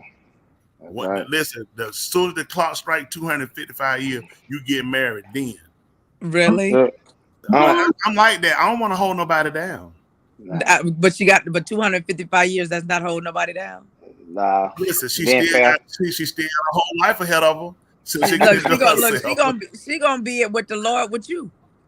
Listen, if she can get her another nigga, listen, both of them be too old. They just be sitting on the porch, rocking, barely move, just looking at each other, going in and out of coma. Yeah. But April, what I wanted to add is that basically in the state of Georgia, really it's in the United States all over, in terms of if you do not get a prenup, that's pretty much saying that the government is going to decide to, divvy up everything versus you sign a prenup. That's going to basically allow how y'all to decide. So what I do is I explain in a way of saying, hey, whether you sign one or not, you still going to have some sort of understanding in terms of you're going to allow the government to divvy up everything, or if we sign a prenup, we get to choose. So that might be a step to kind of let them explain a little bit more, a little bit better. But it sounds like April about to move on. I hope you're not watching, April. He'd be all right if he is. Let me ask, can we ask this? Is he chocolate or white? Oh, he is sexy black. Listen, I didn't know because she said you was talking about going out. You know what you but no, but I will say I will go. I have gone out with non-black men here recently. I think I told Alex this. I had not been asked out on a date by a black man all year. Wow. Until recently. Black men look at me. They are very accommodating. Hey, queen, you need anything? They smile, all of that. But they don't go to that next step and ask me out. White men, Middle Eastern men, those are the ones that ask me out.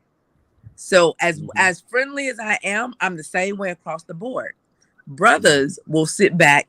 And I went to the barbershop, and one of the guys that owned the barbershop, he said, you wouldn't date a regular dude. And I said, why do you know that?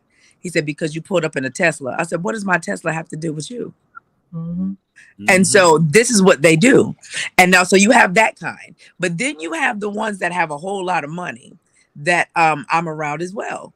They don't ask me out because they don't know how. Because they're around women that all they've had to do is buy them.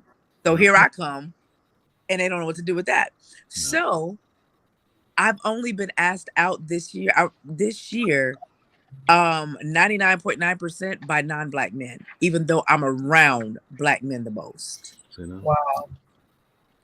So this one is about to talk his way right up. He's about to sabotage with his sexy self, 6'2" muscle back. He's just but in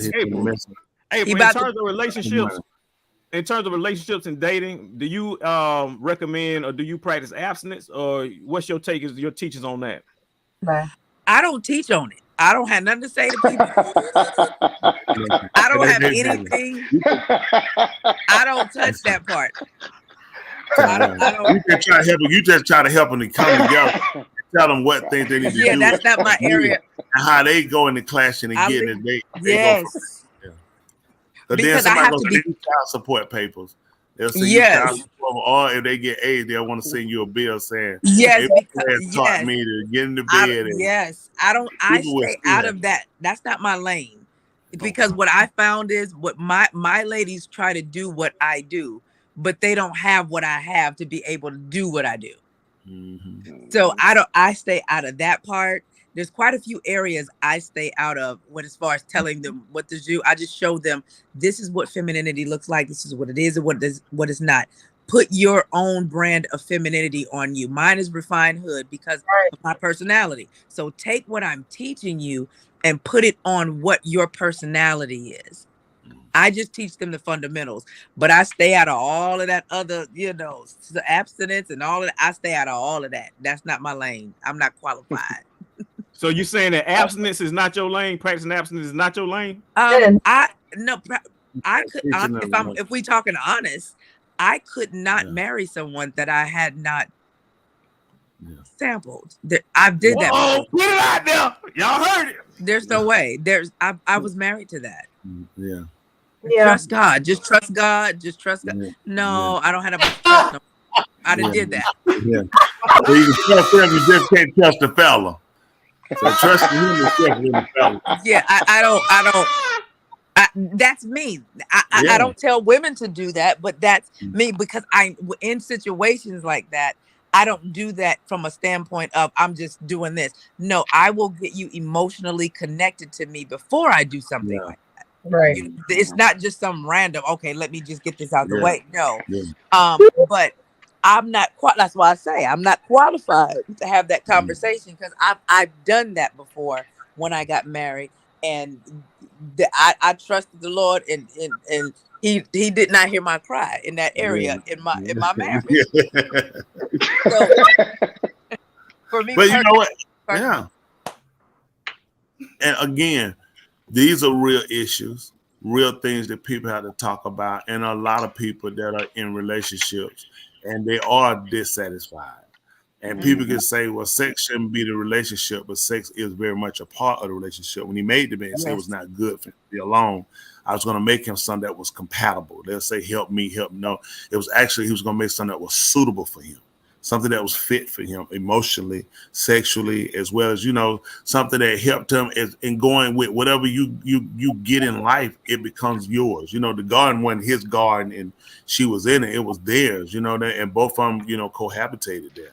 So, we have to be able to teach our people how to look for things, because a lot of times people are going to fail in some of these areas. A lot of times it's hard to probably get somebody who can be sexually, then you might find somebody sexually, and then economically that's affected by him, but then emotionally they might lack. So, Pastor, the broke men always have the great sex. Women know that. Yeah. The ones that wear the Timberlands and God ain't got no money. Yeah. Them the ones that the women get caught up with because the sex was so great, but he ain't got a pot to piss in or one to give him out. We call that toxic D, is what we call it. Yeah. And that's what, and you're right. That's what we got. That's why I said, so you start looking at that emotional part. Either economically they're gonna fail you, or emotionally, or sexually. And these things come in. These things have to be spoken, talked about, because a lot of men don't know what to do. They think jump on, bang, bang is it. Hit, and we don't have the emotional part. We think it's a destructive part to everything. You know what I'm saying? ED is running rampant. I talk to the nurses, erectile dysfunction is running rampant in younger men more and more and more. I have some of my clients are nurses, and they tell me this all the time. These men in their 20s and 30s and early 40s, it's going. I mean, it's high in this ED. I'm like, what is going on? You know why, Miss April? I worked before I started driving. I worked at a hospital. I talked to a nurse. She said the reason why a lot of erectile dysfunction happens because people are having sex early a lot at a young age. They do it. They have done it so much, and to the point when they get married, they used to doing it with different people. So when they get married, it's almost like a downer, because you got to be with one woman. You understand what I'm saying? But she said that a lot of men have erectile dysfunction because they give out a lot of sexual attention at a young age. That makes sense. So when they get married, it's like a man. You take a man to a strip club or take him somewhere where you see different women who are exposing themselves. Automatically, he's going to be drawn to that because it's almost like a what you call it? A high. Yeah, exactly. Addiction. You know what I'm saying? So of course he's going, because it's a different woman. But she said men have that kind of problem have had that problem because they have been sexualized at a young age, or their whole life they've done it so much. Now they got with one woman. It's almost like, okay, you see what I'm saying? But she said that's the biggest problem in erectile dysfunction. You know what I mean? And you do that rapidly so much to the point that when you get with one woman, your sex drive is done. He's right. A lot of this is true. We need, but see again, if our people don't talk, they don't know. And then you look at the medication, you look at the alcohol they give our people to keep it out. Look at what the nicotine cigarettes, they give them enough, in minorities to really hurt you. Or look at the food they give them. The food is not conducive to reproduction. You know what I'm saying? The things they give us is destroying us. It's so we have to meet on not just relationship, but on health, on wealth and wealth management. You know what I'm saying? On educating our people, on conversation. Our people don't know how to have conversation. And that hurts. Everything is game, diggity dig dog. Come on, let's shout it.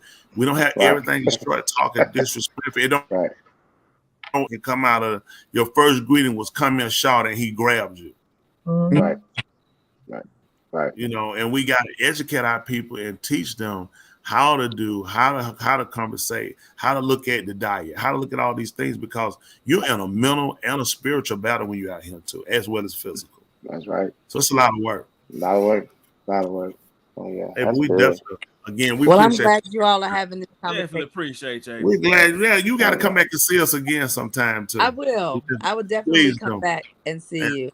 And don't forget, Alex has a bill. You don't forget you have a tab with Alex. Alex, we appreciate you, Alex. We appreciate you. You know that we appreciate it. And don't forget that Cat in the Hat book that you heard of. So you hear about it, talk about it. Yes, Lord so have April. mercy. You ever heard this book called Wool Management? You say, oh, the Cat in the Hat. Management. That's right, April Mason. Y'all heard it. April Mason, Wool Management. There it is. Appreciate you, April. That's crazy. Well, you have a wonderful night, and I enjoyed you. Yes. Thank We you for enjoyed having you me. much. You too. Thank you. Bye-bye. Much love to you. Much love to you. Night. That's Yeah. it. So you got our music for us to go out. So. Yep, got the music for it. But before I play the music, I had one special announcement. One special announcement. What is Fashion Design, Fashion Week goes out every week. We give them the fashion design to the one and the only. Soft shell turtleneck. Y'all see the soft shell turtleneck? Look at it. That's exactly, man. You ain't got to worry about that no more. If you think you'll use that to justify that turtleneck, you don't have to worry about that. No, it'll go to Goodwill. I know you're gonna try to use me to support the turtleneck. It'll never happen. It will. Where our music at? Hey, Thank you. We appreciate you coming back this week. I No definitely problem. glad to Yes, see sir. you. Thank you. Yeah, we Yes, sir. definitely appreciate you. Hey, Appreciate everybody. If one of them letters that ain't too old, money to say HBCU on it, you can pay it later. There you go. You can pay it later. Exactly. They don't accept it. Then you can pay it later. That's right. I ain't gonna put them no further behind. They already are. We definitely appreciate everybody. I always appreciate our great co-hosts here, Brown Tuli, and love Dr. Alice and Resident Joe. We appreciate you guys. We always hope that something, and definitely appreciate April Mason. Come on, check out the online. Look, what's the name of the site again? I know it missed. The site is on Google Play. It's called All Things Feminine on Google Play. All Things Feminine. All Things Feminine. Check it out. Check out. We appreciate her and appreciate the information she provided. Appreciate you, Alice, doing that, bringing on. And appreciate all of you. Hey, we know everybody get discouraged, get tired, and get beat down. Hey, we got to get up and keep going. Don't let it get you down and get out. Somebody cares. I care. We care. That's why we out here. Hey, if anybody asks you mine, you tell me you always mine. Every Thursday night right here on Two Mics and My Mind. Hey, if anybody has told you they love you, hey, we love you. In our language, we call it hard. Hey, Tuli, love Dr. Resident Joe Alice, take us home. Yeah. Uh-oh. How much we got on this? How much we got on it right quick? Who bet on it? This for all the marbles. I'm putting all the marbles on this. Come on, Tuli. All the marbles. I'm taking 6 of mine out. Ain't have but 5 in. Let's go. All right. Once you carry your own water, yes, you'll learn the value of every drop. Oh, I like it. how many of y'all? Let me ask you a question. How many of y'all have carried a jug of water before and say, you know what? Every drop in here, I appreciate it. You like this damn thing heavy. Work for it. That's right. Alice, what you think about that? Once you carry a cup of water, you'll start looking how many pills you drop. I think your heart in the right place. Your heart is in the right place. Almost to the center of your chest. Yeah. Yeah. Up there with the bucket of water. You should have just said what Barry White said today. What he said? Barry White told him, he said, time don't spend me. He said, time don't spend money. I spend money. I was like, what? Ain't Barry White been dead? Yeah, no. He ain't said that. Barry White said he said that today. That man been. I'm gonna say. I'm like, I'm saying. Barry White said it today. Oh, on YouTube. On YouTube today. Yeah, you know how many people are running right now thinking Barry White is still alive? I'm finna go look him up. Yeah. He say money don't spend me. I Yes. spend money. That's what he said. Gotcha. Okay, so I'm just trying to see. Once you carry your own water, you'll learn the value of every drop. What's wrong with that? God, Once you appreciate carry your own water, that means you tote your own. This is my water. I'm carrying it, right? Y'all said this is my water. That's why you have different accounts because I don't know exactly. Because talking like that, I'll be messed up. I appreciate you, Tuli. I appreciate you. I appreciate the messenger. I appreciate the messenger. It ain't about the message, it's about the messenger. I appreciate the message. The message was definitely tainted, so we appreciate it anyway. all our great listeners out there, we appreciate y'all guys. Y'all Yeah. watch and check us out again because we look to be back there. They still there with us? Yes, people are saying, and we appreciate you guys. We appreciate all y'all. Y'all. Yeah. We out of here. Yeah. We're about to take it back. Ladies and gentlemen, here it is, the most listened to radio show on the planet. So much power in the universe. Dr. Joe's therapy on the radio. The love got me going live on the radio. Two mics and a mind on the radio. Radio.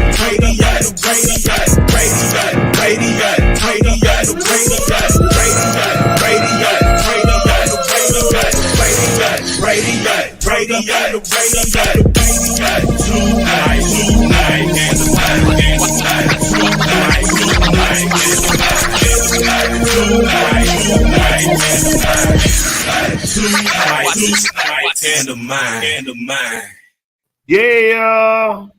You do something better, I'll do something better, and we will be better together. Until next week, good night, and thank Until you carry your Until you carry your own cup of water, you won't realize how many pills you drop when the cup is empty. Bye.